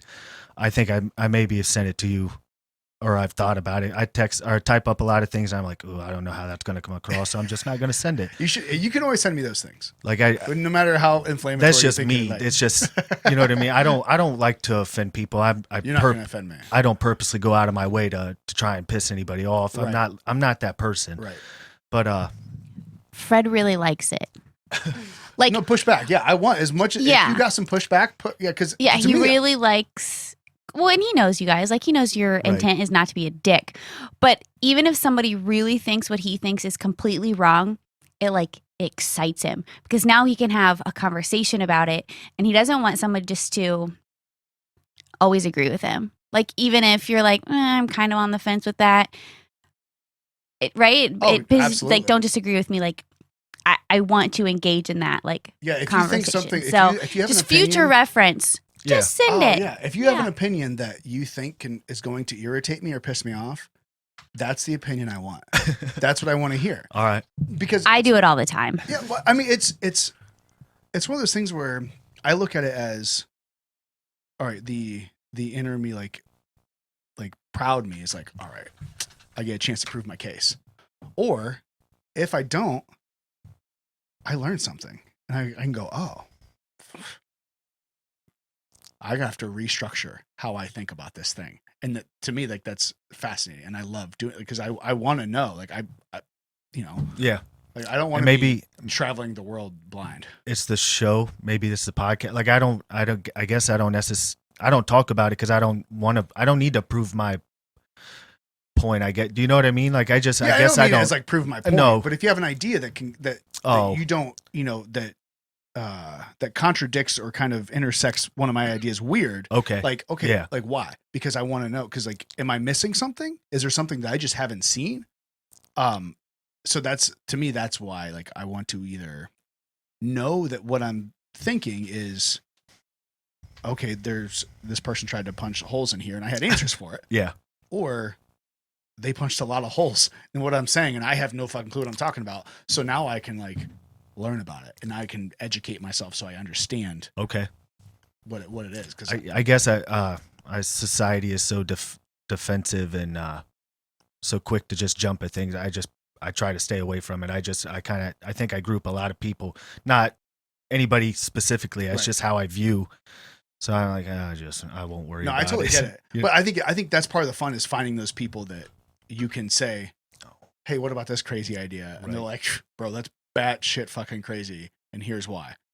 And I can go, okay, that is kind of crazy. Like I can, but you're right. A lot of people, I guess people hold what their beliefs and their ideas and like their thoughts so, strongly that like if somebody counteracts what they think or believe, then they think like that person's like being malicious or being mean towards them. It's like, no, people just have different fucking ideas. Right.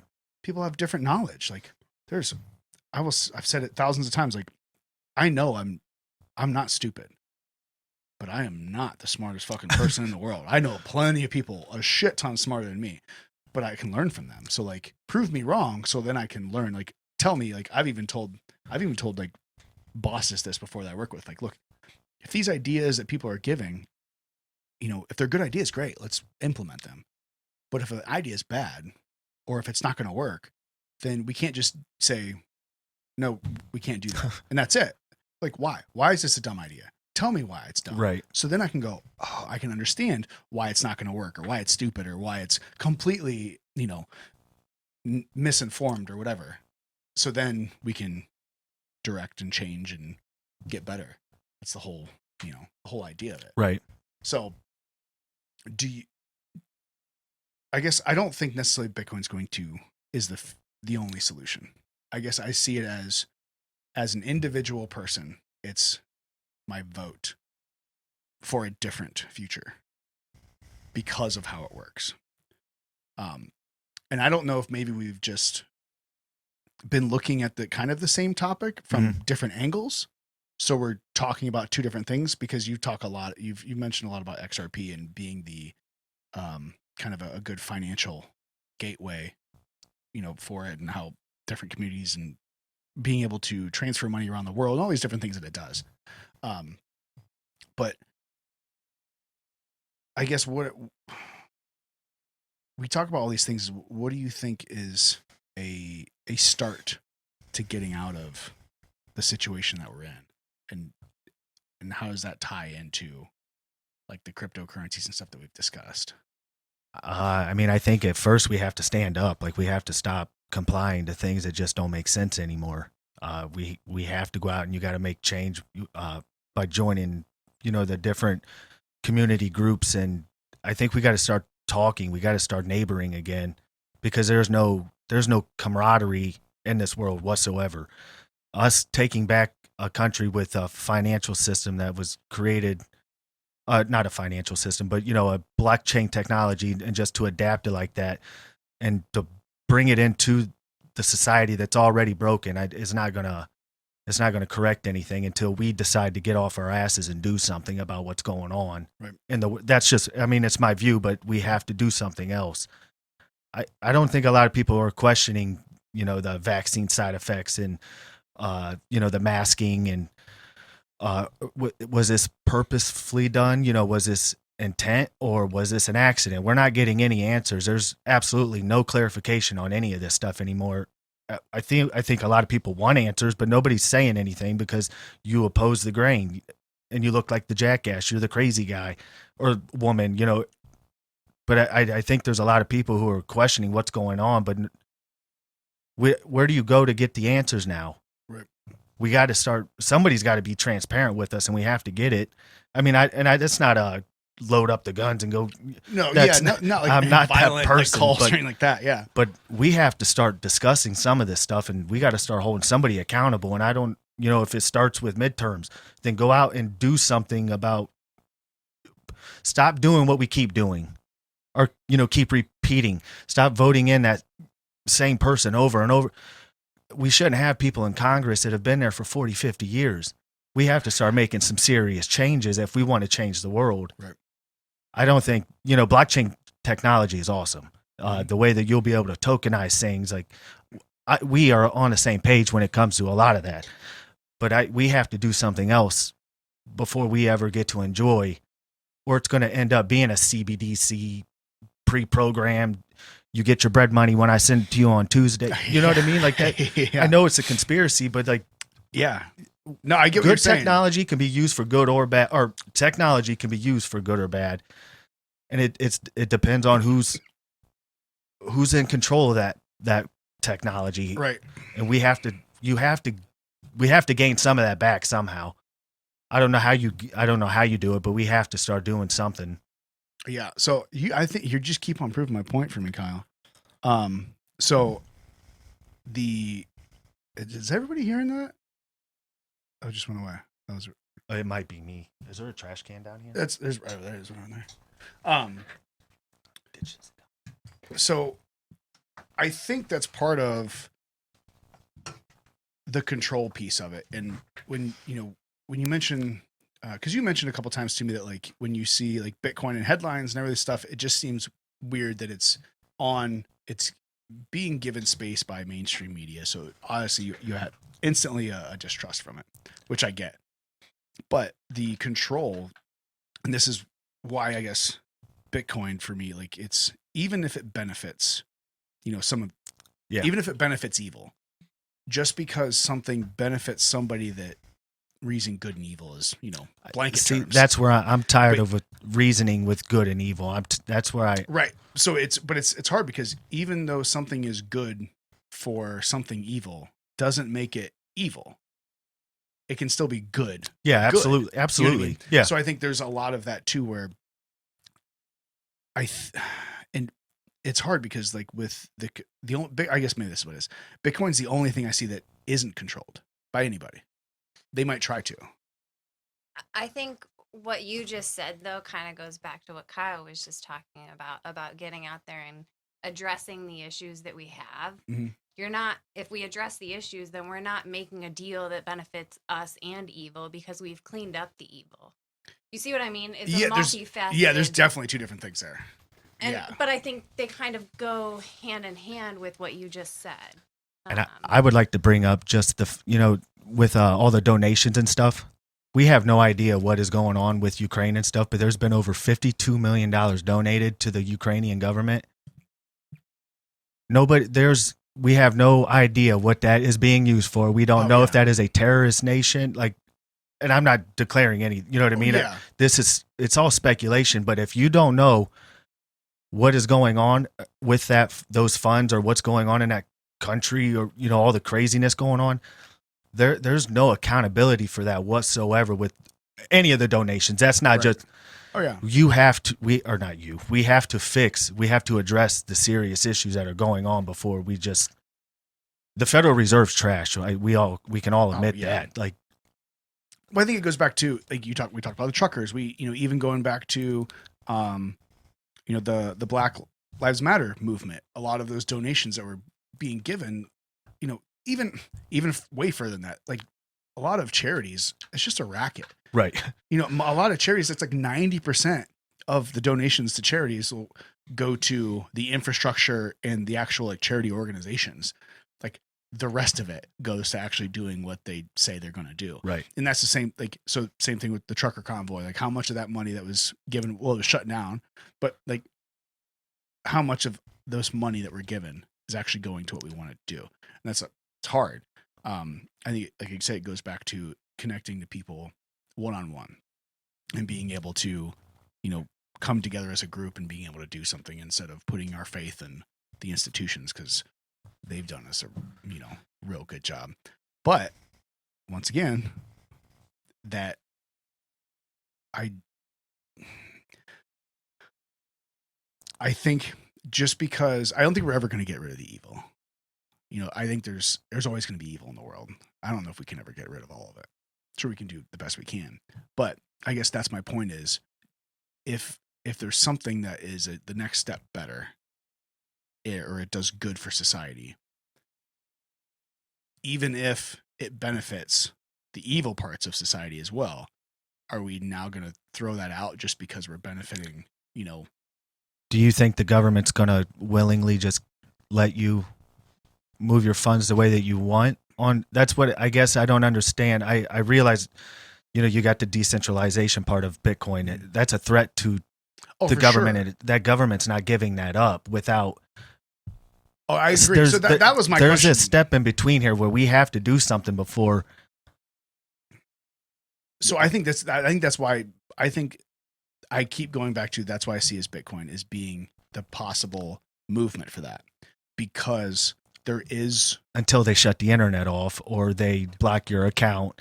So okay, I understand the decentralized aspect of Bitcoin, but you don't get to do anything with that until we have decentralized exchanges that can convert into US or, convert into fiat. Not necessarily.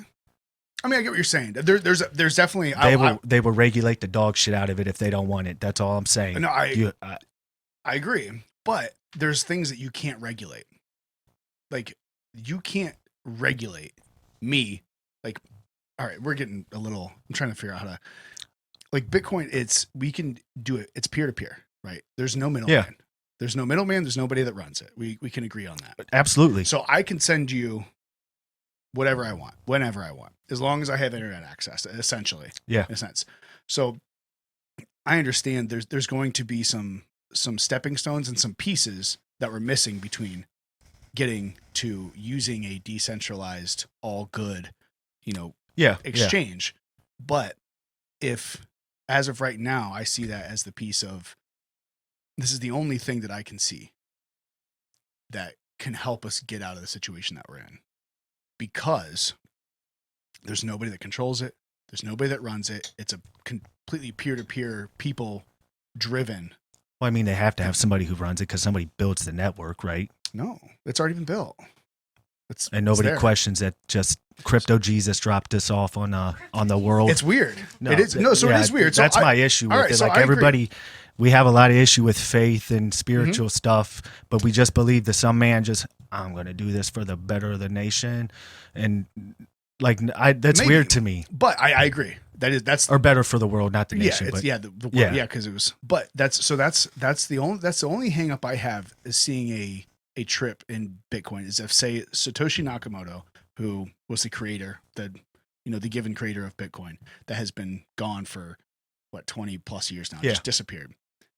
I see it being a problem if he came back and sold and got rid of all this, but that's going to be a big scare for a lot of people. But that doesn't change the structure of it. Absolutely. He can't change the structure of it. Nobody can change the structure of it unless there is a majority agreement between all of the nodes that, yes, all the people running that Bitcoin, the servers. Yeah, it's hard to explain. The but network, like all those nodes and everything, like, unless more than half of the people agree that we want to change this, nothing changes. Even if Satoshi Nakamoto himself comes back. Yeah, right. He can't change it. And I see a lot of these cryptocurrencies that are working with governments, like, obviously the central bank cryptocurrency is the scariest of them all, because that's just like, it's another step of, we're getting rid of cash completely. Right. And now we're going to literally control your bank account, period. Like, if every single time, and this will be one of the wilder statements, the more bold statements I make.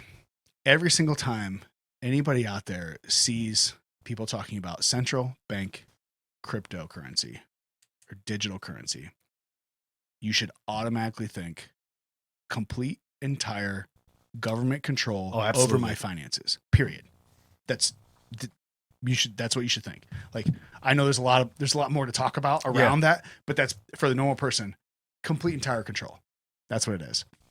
And then you break into other cryptocurrencies like XRP or Ethereum, and all these other ones have owners, they have creators, right? They have these people that are still involved in all these things, and they can change it. And you even mentioned with the stuff you sent me that, like, was it, there's 100 billion, I can't remember what the XRP is. Yeah, there's XRP. And like 60 billion of them are still owned by Ripple or XRP or Ripple, the company that kind of. So I don't know a lot about like how all of that works, but I do know that the vast majority of their entire currency or their coin is still owned by them. So they could just, and most of it was, or a lot of it was pre-printed. It's all pre-print. It was all pre-mined, but there's it's the XR. Okay, so to make this make sense, there's 3 different things that we'll talk about. You have the XRPL, which is the ledger network that is native, or XRP would be native to that network. Those two go hand in hand. Right. Ripple, that's where all of the transactions are recorded and right. So Ripple. You got to head out, Tom. Okay, all right, man. Good seeing you guys. Yeah. We'll see you, bud. Sorry, didn't mean to interrupt you. I know he was going to sneak. No, that's cool. So you have obviously the XRP and the ledger that's attached to it that records all of the transactions. Okay, makes sense. And then you have Ripple, the company. So it's a different company. It's a separate company that runs. What exactly? It is a global financial system infrastructure. That's their focus is blockchain technology. It's a SWIFT for everybody. Yeah. So essentially, it's kind of like if you think about like credit card companies and connections between different countries and whatnot. Like right now, how the system works. They talked about that just recently. How the countries kicked or they blocked Russia from SWIFT, right? Which is the international finance like communications network between all these banks. So this is kind of where it comes down to. It's important that all this geek, confusing talk that people don't give a shit about. I'm trying to make it as relevant as I can in my mind, because sometimes I just start rambling about shit.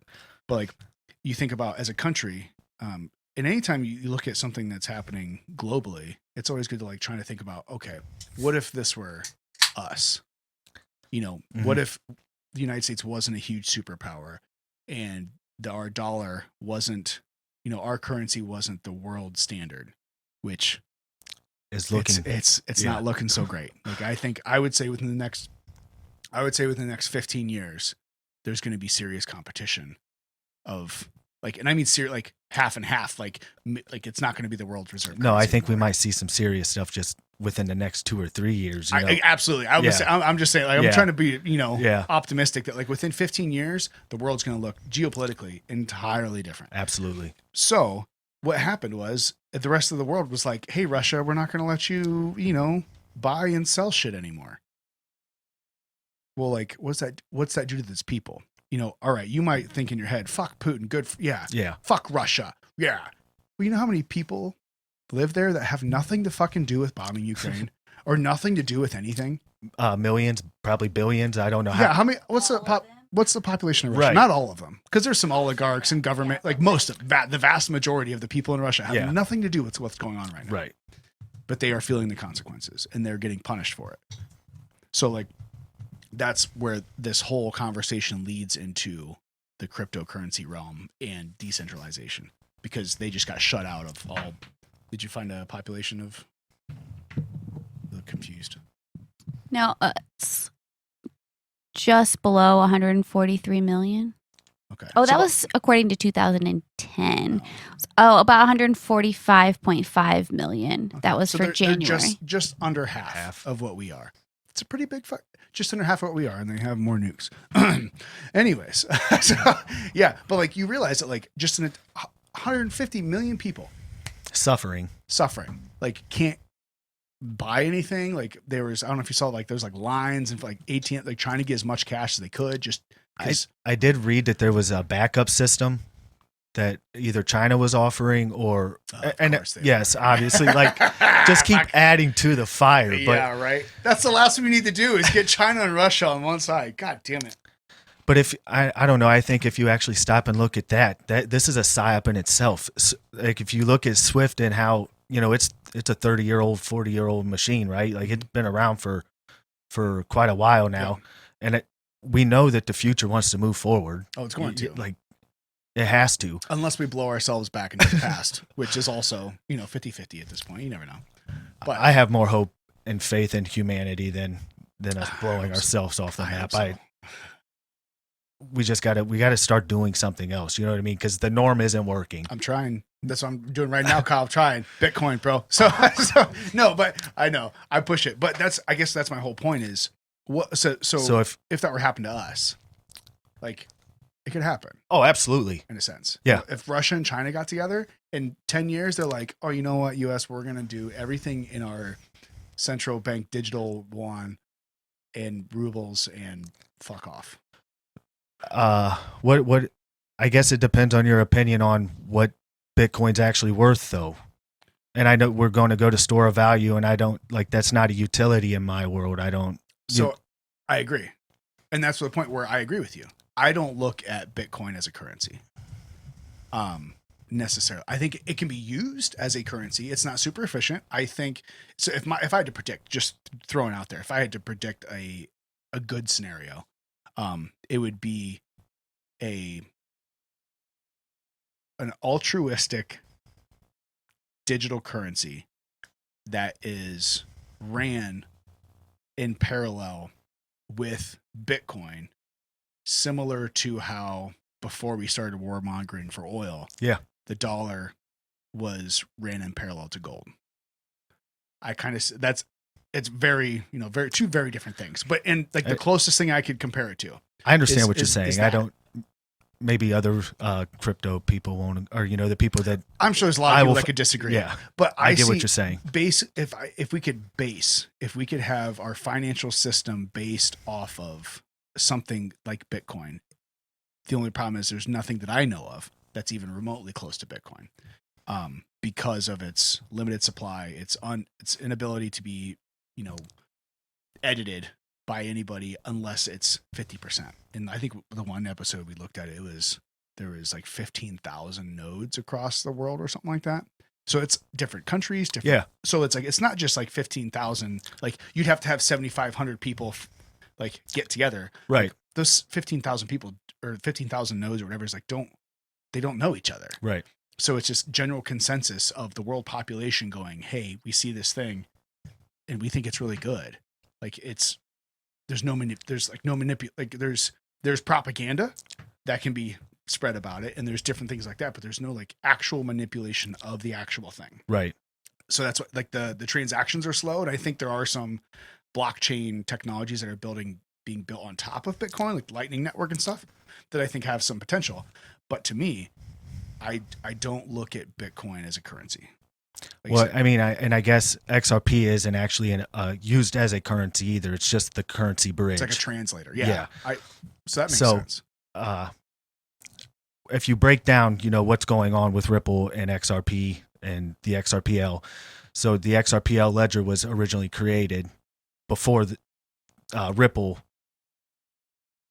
was Ripple. The coin was minted or whatever. Well, before the business itself. I got you. So David Schwartz, do you know who David Schwartz is? He's got the bald head, long hair. He's the cryptographer whatever. He codes. Yeah. The main geek for Ripple. Yes. That was who he is. We're talking. Okay. So, him and two other people created the XRPL. Okay. They had a acquaintance who had originally had this idea for. It was a decentralized payment system, but it wasn't blockchain yet. And the idea was actually invented it was 2004. His name was Ryan Fugger. Okay. So he had the idea for Ripple Pay, but it wasn't a global setup. It was a small version of Swift. It was just an alternative. It was basically a PayPal. Communication line. Yes. So they took that idea, and David Schwartz built the blockchain idea or concept. And then they created Ripple. They kept 20% of it themselves. They gave 80% of that Ripple that was minted, the 100 billion. It's how do you say it? Finite. Finite. Yeah. Finite. Yeah. It's done. Like that 100 billion, it was created. That's it. Yeah, but can they create more? Do they have the potential to? Is it possible? So that's where we go. I won't ignore that. Yes, I guess if the code was asked. You would have to have the validator's consensus. And who are the validators? So anybody. So I've actually got notes for all of this stuff. Okay. So there are any article you read that was past dated. It talks about how Ripple had the majority of the validators and all that stuff. They've been extremely transparent about all of this. They created this system to slowly decentralize itself. And that sounds weird at first, but the XRPL ledger runs off of a different consensus. It's a patented consensus, and the algorithm was patented by Ripple themselves. Now you don't have to mine. Where Bitcoin and Ethereum both, you need that mining transaction to verify something. Right. They don't have to have that mining. Yeah, because they're moving off of like a proof of stake, more of a proof of, or it's not even proof of stake. It's completely, because Ethereum is moving to a proof of stake, which means, so Bitcoin is like the reason like I guess it works is because people have to put effort and resources into obtaining this and the transaction. So they call that proof of work. Right. So it's basically like, hey, we're putting in all this work, and this is why it's worth something because of the work we're putting into it. And Ethereum was like that. Now it's moving in. So they're editing Ethereum. Right. They're changing it to a proof of stake, which is, hey, basically it's kind of like, think of like interest in your bank account. Yeah. You have it in your bank and they pay you a little bit of interest. And that's why, it's worth something, is because people are willing to stake their ownership of something to help this project. Right. So and I saw XRP's moving is something different. I can't remember exactly what it was. What was the? I was trying to. I'm not being rude. Like, I don't know if people use their phones on here. So you do whatever you want, bro. I'm trying to. I don't give a fuck. That's why I said. You do whatever you want, man. When it comes to the technical stuff, I don't have it all. You know what I mean? Yeah, I have it all. That's impossible. I just have the general. That's like with like Bitcoin. I have a general consensus of. So some of these pieces, as you're looking that up, is. Maybe because I don't view it as necessarily a currency. I don't view it as a lot of times I equivalate. I don't think that's a word either. I look at cryptocurrencies like XRP or Ethereum or all these other things. I look at them more like stocks, and owning this cryptocurrency is kind of like owning a stock in the business. Whereas you say, I support this business. I think what they're doing is beneficial. I think they're going to be profitable. I think they're going to grow. But that's where they're different, is XRP and Ripple are not. Right. I'm just saying as a general like idea for like the normal person listening. Yes, absolutely. You look at like people, sorry. As a normal person, you look at, all right, what are cryptocurrencies? Is Bitcoin, Ethereum, XRP? What is all this shit? Essentially, I think the most basic way I can put it right now is that it's a technological advance that's very similar in dealing with dealing with currencies, monies, and transactions in communication and data storage and the kind of the just the growth of technology. Right. And you could kind of equate. That's the word I want, not equivalate. I don't think is equivalate a word. I don't think it is. Equivalent. I don't think equivalate is. I think it's equate and then equivalate. I'm pretty sure. I think I made that word up. Yeah. I like it though. It's cool. Yeah. Thanks, Kyle. Yeah. Okay. It's not a word for sure. Okay. It is today. I'm going to keep using it though. Yeah. It just keeps giving me equivalent. So I'm going to equivalent and equate. It's gotten really good figuring out what kind of words I'm trying to spell when I look up definitions. I'm going to use equivalent. I like that. I like equivalent. Yeah. It's a mixture of both. But like you look at those like typical cryptocurrencies is if you're buying into it, it's kind of like buying a stock. You're buying a piece of this idea. Yep. In a sense. Yeah. Whereas Bitcoin, you're buying a piece of this idea, but the difference between those is there's nobody at top. There's no, like, if you follow the money, as it were, there's nobody like at the top. There's nobody like pulling the strings. There's nobody like changing these things. Cause there's some cryptocurrencies out there that they're used for a certain, purpose. Yeah. And they can change it and they change the, code and whatnot. What? It is a word. Is it? Boom. To equate or to consider or make equal or equivalent. But equivalate is a word. Fuck yeah. That's a bummer though. Sometimes I like making stuff up. EQUIVALATE. Yeah. Yeah. It's a thing, bro. Hell yeah. But isn't that a problem with what would you call that level 1, and then you go to level 2 like the Lightning Network, and they've created these pools? Isn't that where the decentralization or It starts to fall apart. become more centralized? Yes. To a point? Yes, I agree. But and to me, I think that Lightning Network on top of Bitcoin is much like all right, we're going to take this base Bitcoin idea and we're going to apply the same ideas that like XRP is looking at, like the transaction process and how do we make this faster? But it's built on top of that. And there is some centralization there, but I keep going back to this core Bitcoin thing. It's like, it's like I said, a lot of people you'll hear it's kind of like the digital equivalent of gold. Yeah. Where it's like the store value, like it's a store value thing except I can't take this gold bar and send it to somebody in Indonesia in, 30 minutes. Whereas versus XRP, you could send that value through the XRP network almost instantly. Right. Whereas people would look at Bitcoin, it's like it might take 30 minutes to get there or 15 minutes to get there. That's so incredibly slow. And the disconnect to a normal person is you look at, well, why do I need this if I have my Visa or my MasterCard, or my bank account? I can wire money to a country somewhere, but that takes days. Right. It's like they say, like FDIC insured. Well, basically that's what they're saying is, well, when we move this money, it's insured. And we're saying, yeah, this money's here, even though it's not really there yet. It's an IOU. Yeah, it's like this IOU. It's like the dollar bill. Like it's like that's all it is. Just printed paper that we're saying, hey, this is worth this money. I don't know, it might not be worth it tomorrow, but like credit cards work the same way, where you're not actually spending money. Yeah, you are spending your goodwill. That's like your credit score. Like you're saying, how good's your credit score? Well, basically, that's a whole nother fucked up system that. It's a whole different conversation. But the idea is the better credit score you have, the more trustworthy you are of paying that bill. Yeah. It's the same thing as like the credit card companies obviously have the best credit score ever because that's, they make fast transactions but that's all the same thing is you swipe your credit card. You didn't spend any money. And the money's not even spent. We're digital already. Yeah, it's all people don't even realize it. You're transitioning money here and there. Like you can't get your money out. Like all those things. So like, this is just the next step in the evolution.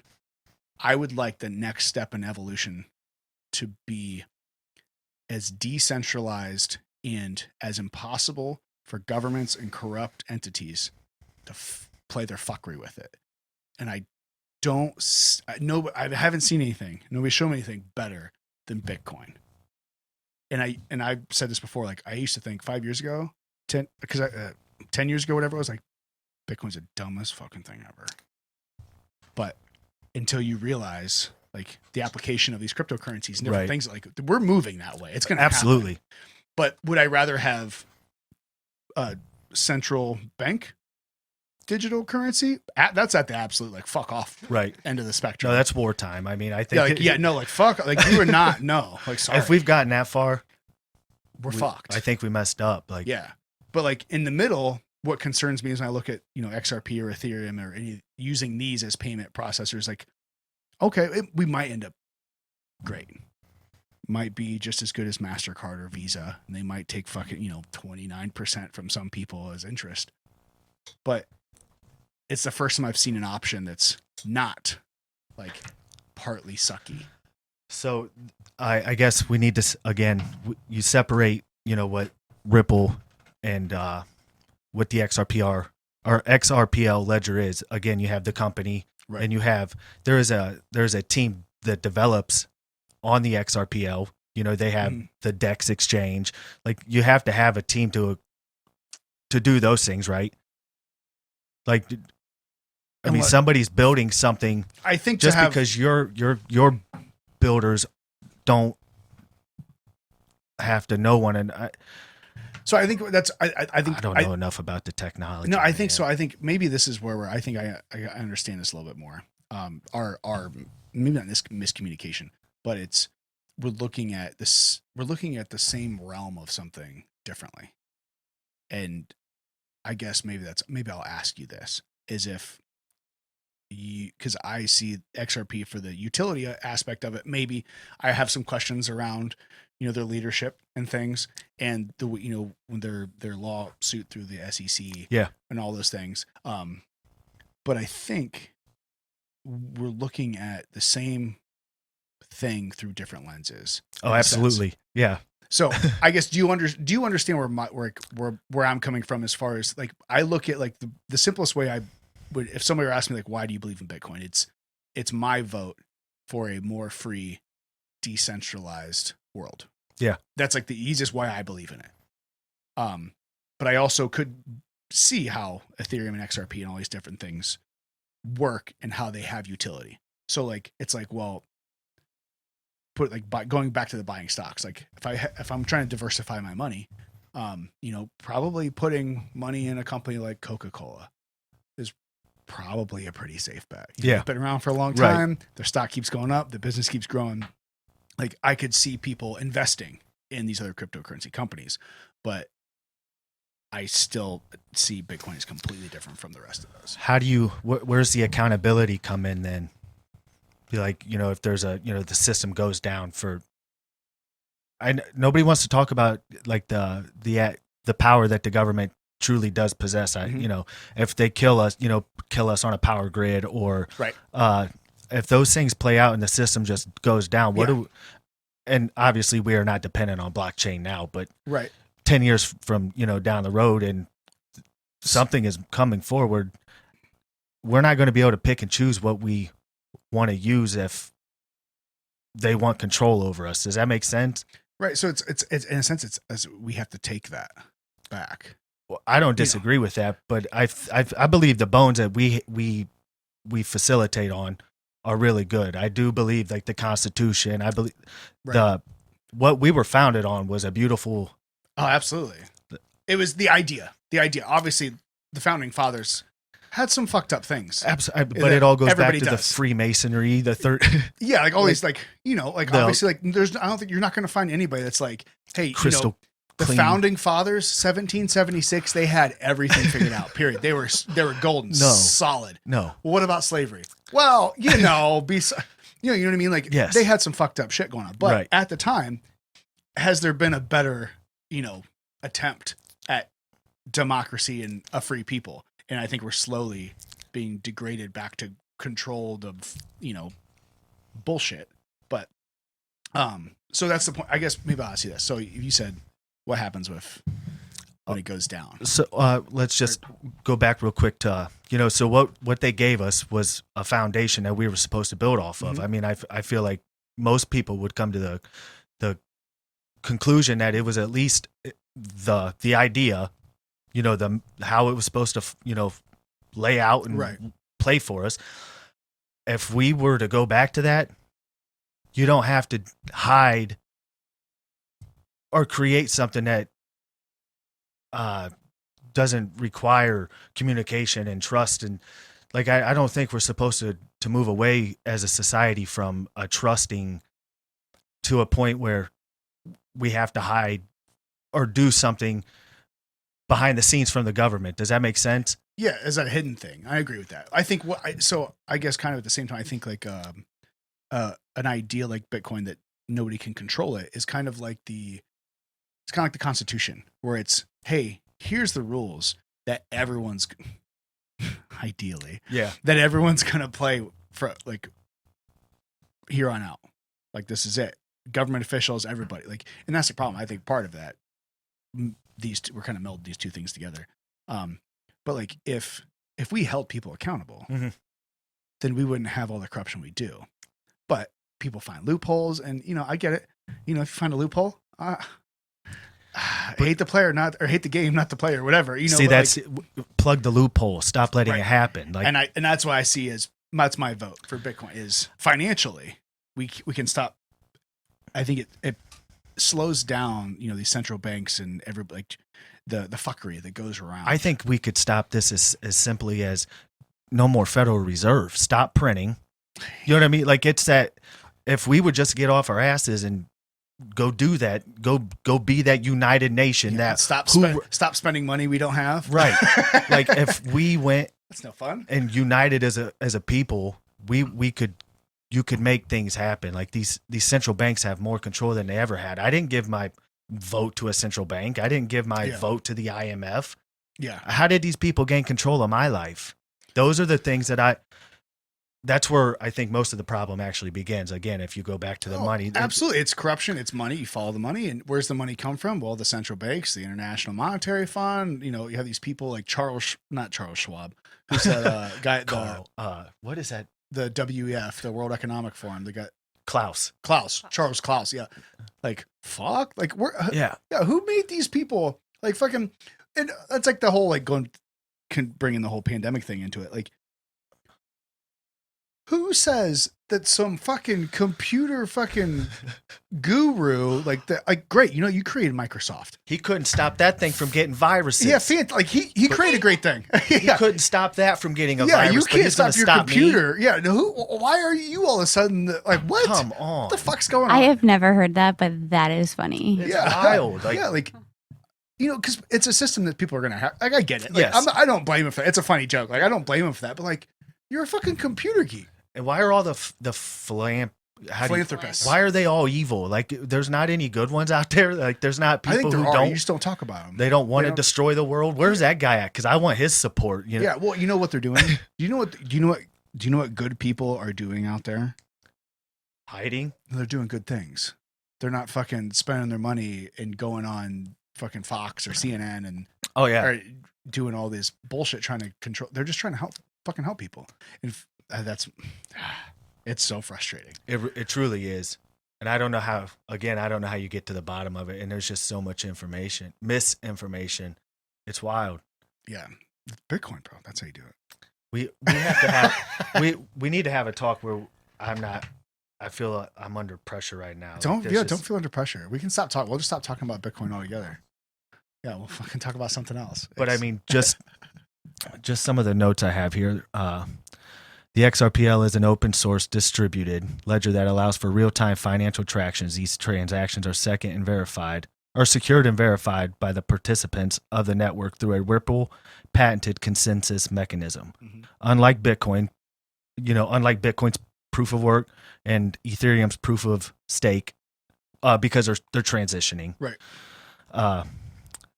XRPL uses a patented consensus protocol called the XRP Ledger Consensus Protocol.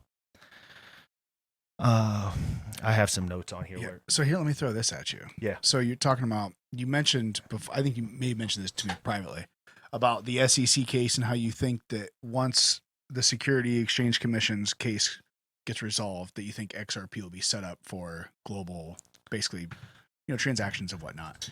And you kind of coupled that with the mainstream media talking about Bitcoin and pumping it up. And so I'll say two things. One, I haven't seen a whole lot of information coming from mainstream sources that is good about Bitcoin. It's usually, hey, this is speculative. Hey, this is dangerous. This is risky. This is, all these old school investors saying this is crap. Right. Like, okay, that's pretty transparent. Because you're still traded rocks. Yeah, right? You're trading bonds and shit. Like when inflation's through the roof, and you want me to believe, get the fuck out of here. So, fuck, I lost my train of thought where I was going. So you talked about XRP coming out of the SEC case. To me, if I were a conspiracy theorist, I would think that it might even make sense for them to put XRP and Ripple through a lawsuit, through the system, to be like, look, we fought the system and we won, and they realized that we were good to go, and so they have a little bit like street cred, and then they go on, and which their system might help out, might propel us into the future of transactions and whatnot. Yeah. But who's going to win from that? Fucking everybody that has invested in XRP, that had been given XRP well before anybody else could buy it. Like all those things, like it's like almost like a, not a false flag, but like just like a, oh, look, we've gone through the ringer for you guys. Right. You know what I mean? I think a lot of people are concerned with the fact that, they still own 60 percent of That's a the. lot. But when you think about what they're doing and the on-demand liquidity, right, and how it's not, it exists. You know, the code exists. They talk about it, right, but it's being test ran on the back. mm-hmm. So when you see, you know, the market capitalization or you see the volume, I don't think we're seeing. You know, if you go to Coin Market Cap or whatever, you're not. I don't think you're seeing all those back. I don't want to call it backdoor. That sounds awful. Backdoor transactions. You know, the test net. Sounds like a good time. The test net. But you know what? I don't think they're seeing any of that test net stuff being ran on the. Right. Yeah, so I agree there, but I think I guess it goes back to. I think I've fully confirmed that many of the conversations we've been having over the past are two different conversations at the same time. Yeah. Because I'm on board with somebody. If somebody can find a solution to those financial transactions, especially if we can find a solution that's peer-to-peer protected. That's the concerning point for me, is like, how do we get, like, can we get to a point where we can transact peer-to-peer? I don't have fucking Visa. I don't have PayPal. I don't have somebody taking my, you know, your 0.01% from me. Like, how do I basically, you know, work on like a cash system where I can, here you go, me to you, boom. But do it digitally, instantly across the world, because that, I agree, could. So it's that stepping stone in between the two. We have. When we're done with this, we're gonna go upstairs. I'm gonna pull up an app, and it's gonna take us straight to the XRPL, and we can do all of that right on the app now. It already exists. So RippleNet is it's a layer that's actually built on top of the XRPL. Okay, so like me and you don't get access to that RippleNet. That's what Ripple, the company, is focused on. With that compmpany, bro, it just makes me nervous. No, that's just they just use the XRPL as their it's their bridge. Right. So no, I got you. Yeah. So, but that's completely. Ripple and RippleNet are not the same thing as the XRPL. The XRPL is the decentralized decentralized. Yeah. You know, ledger, the network that we get to play on. They've got the exchange built inside already.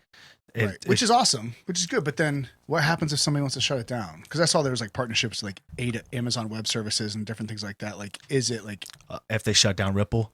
Yeah. So Ripple is. What happened? You know what I mean? Like, okay, so they own those tokens. Everybody just thinks those tokens are just floating around too. They are locked up in in escrow. Right. And they're in smart contracts on the XRPL because the XRPL already has smart contracts. Right. Not like Ethereum. You know what I mean? Right. No, there's that. I guess that's the idea. The technology around it all is that's all good and great. Yeah. But in any type of system that we build that helps connect people and communicate, it has a potential to fail. You know we are betting on the future right now. Right, for sure. that's all of this is speculation at this point. Right. Oh, absolutely. And I'm all on board for supporting something that can do that. Yeah, I guess that's my point. Is I'm on board for supporting something that can give us a peer-to-peer protected transaction. Instead of going through these third-party companies, through the governments, through the central banks, all these things. Like, I think that is what can bring the world together. Now, like I said, I don't necessarily think Bitcoin is great for those constant big transactions or small transactions. Yeah. You could move billions of dollars almost instantly somewhere, wherever you want at any point in time with Bitcoin. But as far as a transaction thing for everything, I don't think it's going to work. But I'm hopeful that something gets, that intermediary between, I guess, why do we need a digital gold if we have gold already? And I realize that gold can be stolen, war. So what happens if XRP shuts down or they change something or they decide, one day we're going to take this 60 billion and we're just going to dump it. Well, I mean, the market would crash, but the XRPL would continue on. I mean, they still have the Ripple Labs or the XRPL team. Okay. So, right. Or coders. Agreed. So everything still works there. But when I'm looking at it if we look at it from a store of value perspective, to me, these cryptocurrencies are worthless as a store of value. Yeah, but store of value is worthless when utility is You need both, uh, right? You need something to back it up for sure, but I don't know Not why. necessarily to back it up. What are you going to do financially as a person? Where are you storing? You know, obviously you don't need a bank printout, but like, where do you look at as a person as storing your value for the future? Well, surely not the dollar. Like, I don't want to, I don't want to, I'm not going to take, physically, I'm talking like down to brass tacks. Mm-hmm. I'm not going to take out, if I had $1 million in the bank for my retirement, I'm not going to take it all out and store it in duffel bags in my basement, because by the time I retire, $1 million is probably going to be worthless. Do I want it in stocks? Do I want it in real estate? No, right. Maybe real estate stocks is kind of scary too now. I don't want an XRP. XRP is whatever it might be, these cryptocurrencies and these tokens. I am on board that they can be the utility aspect of being able to move these things around for sure.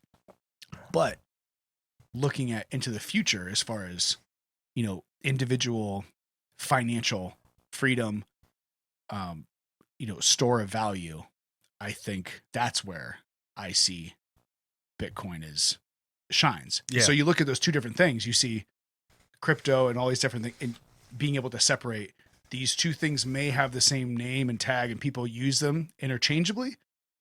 I just see them as two completely different things. I don't.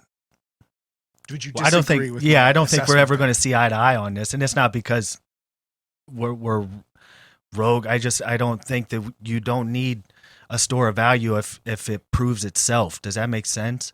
Like, I see Bitcoin as like, it was the staple. It was the, it was the big foot down. It was Right. We landed on the moon again. What if that was real? Whatever. But so, and then Ford created the Model T. Like, that's how I'm viewing these things. Is like, we're future changes or things progress. Right. For sure. And I'm not saying that Bitcoin disappear. I'm not a hater on anything. I don't hate Bitcoin. I have a different theory, and I prefer to bet against what's coming at us at a mainstream level, I guess. Does that make sense? Like, I think some so. of this is based off of the fact that, because I think it's being pushed in front of us so hard, that I see the gaslighting and I'm like, I'm skeptical. And I don't even think it's being pushed in front of us so hard. I think it was, because I saw this development in the last couple of years where I think they were forced to discuss it. Or Bitcoin. blockchain. Yeah, I think Yes. I think Bitcoin was kind of at the head of that. Yes, but absolutely. I think the block, to me, again, we're separating things. Yes. I think everybody would have been forced to look at the blockchain because it's just the technology is just advancing. Like, I absolutely. Quantum computing is coming eventually. Oh, like, God, that's so fucking scary. That's when we get put in the simulation that we're probably in right now. But again, I see this as different.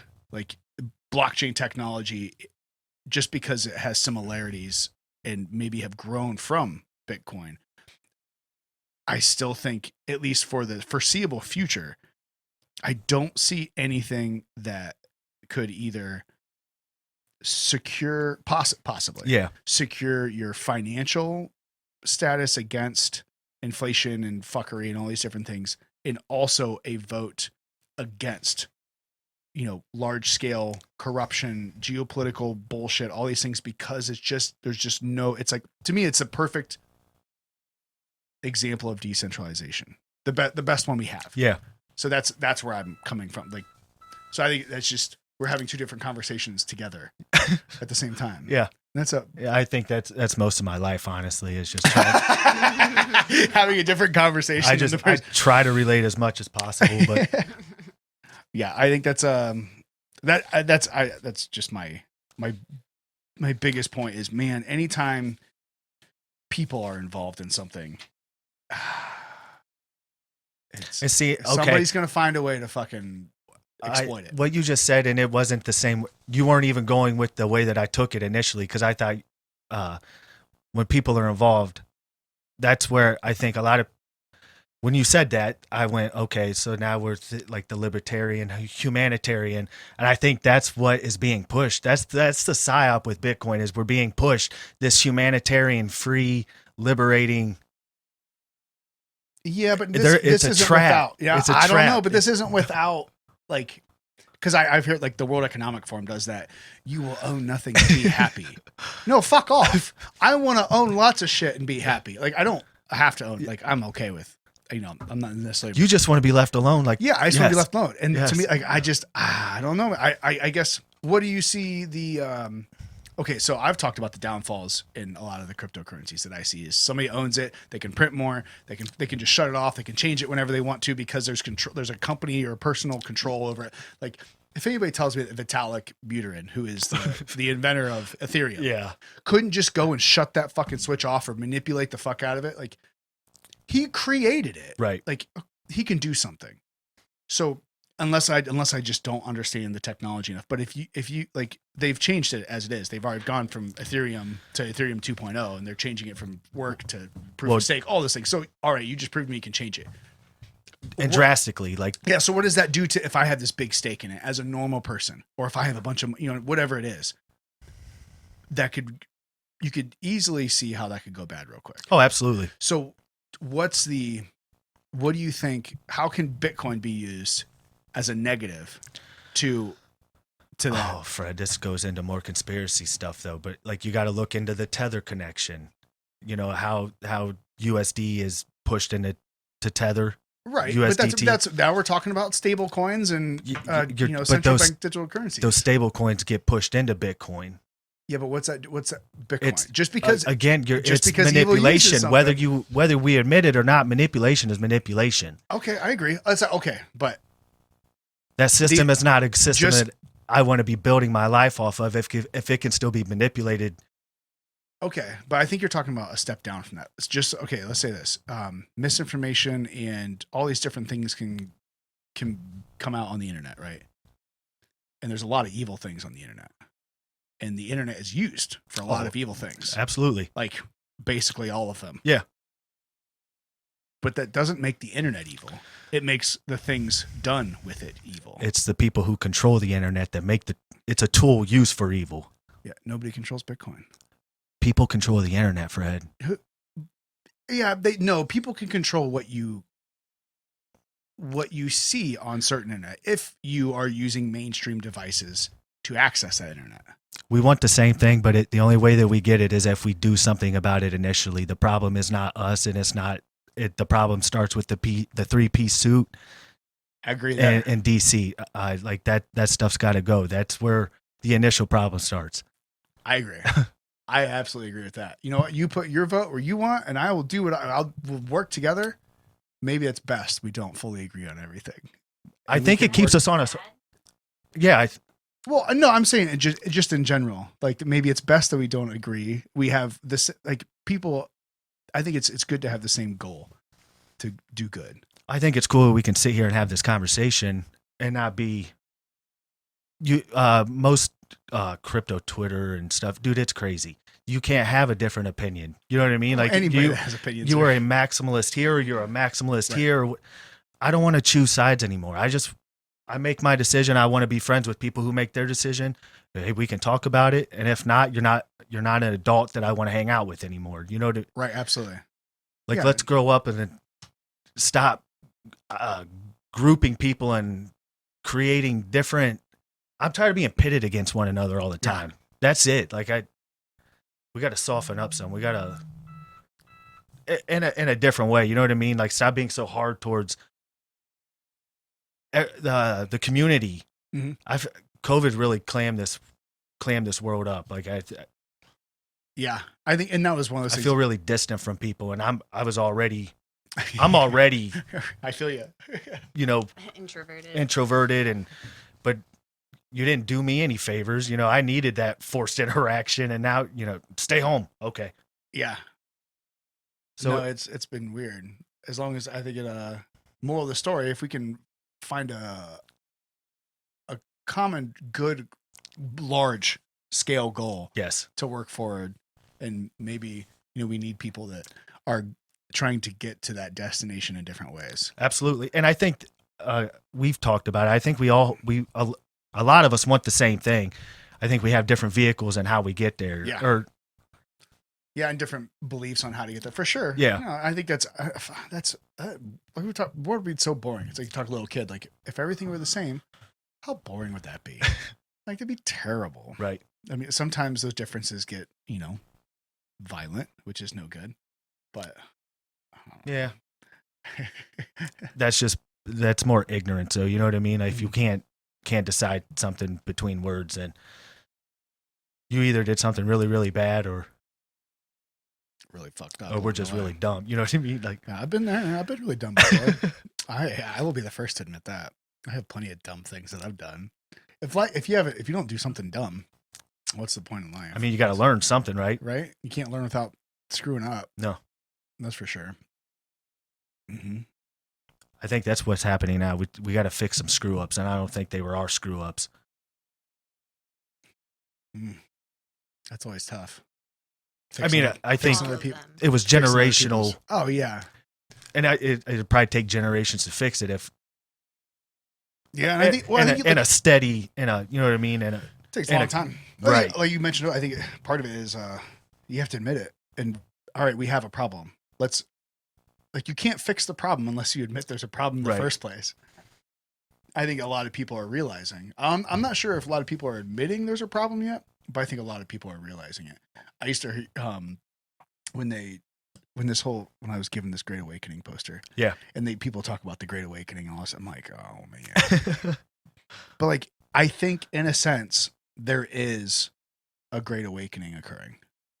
It may not be, hey, we've proved that I don't know, that aliens built the pyramids or whatever. Like that one's still out for debate.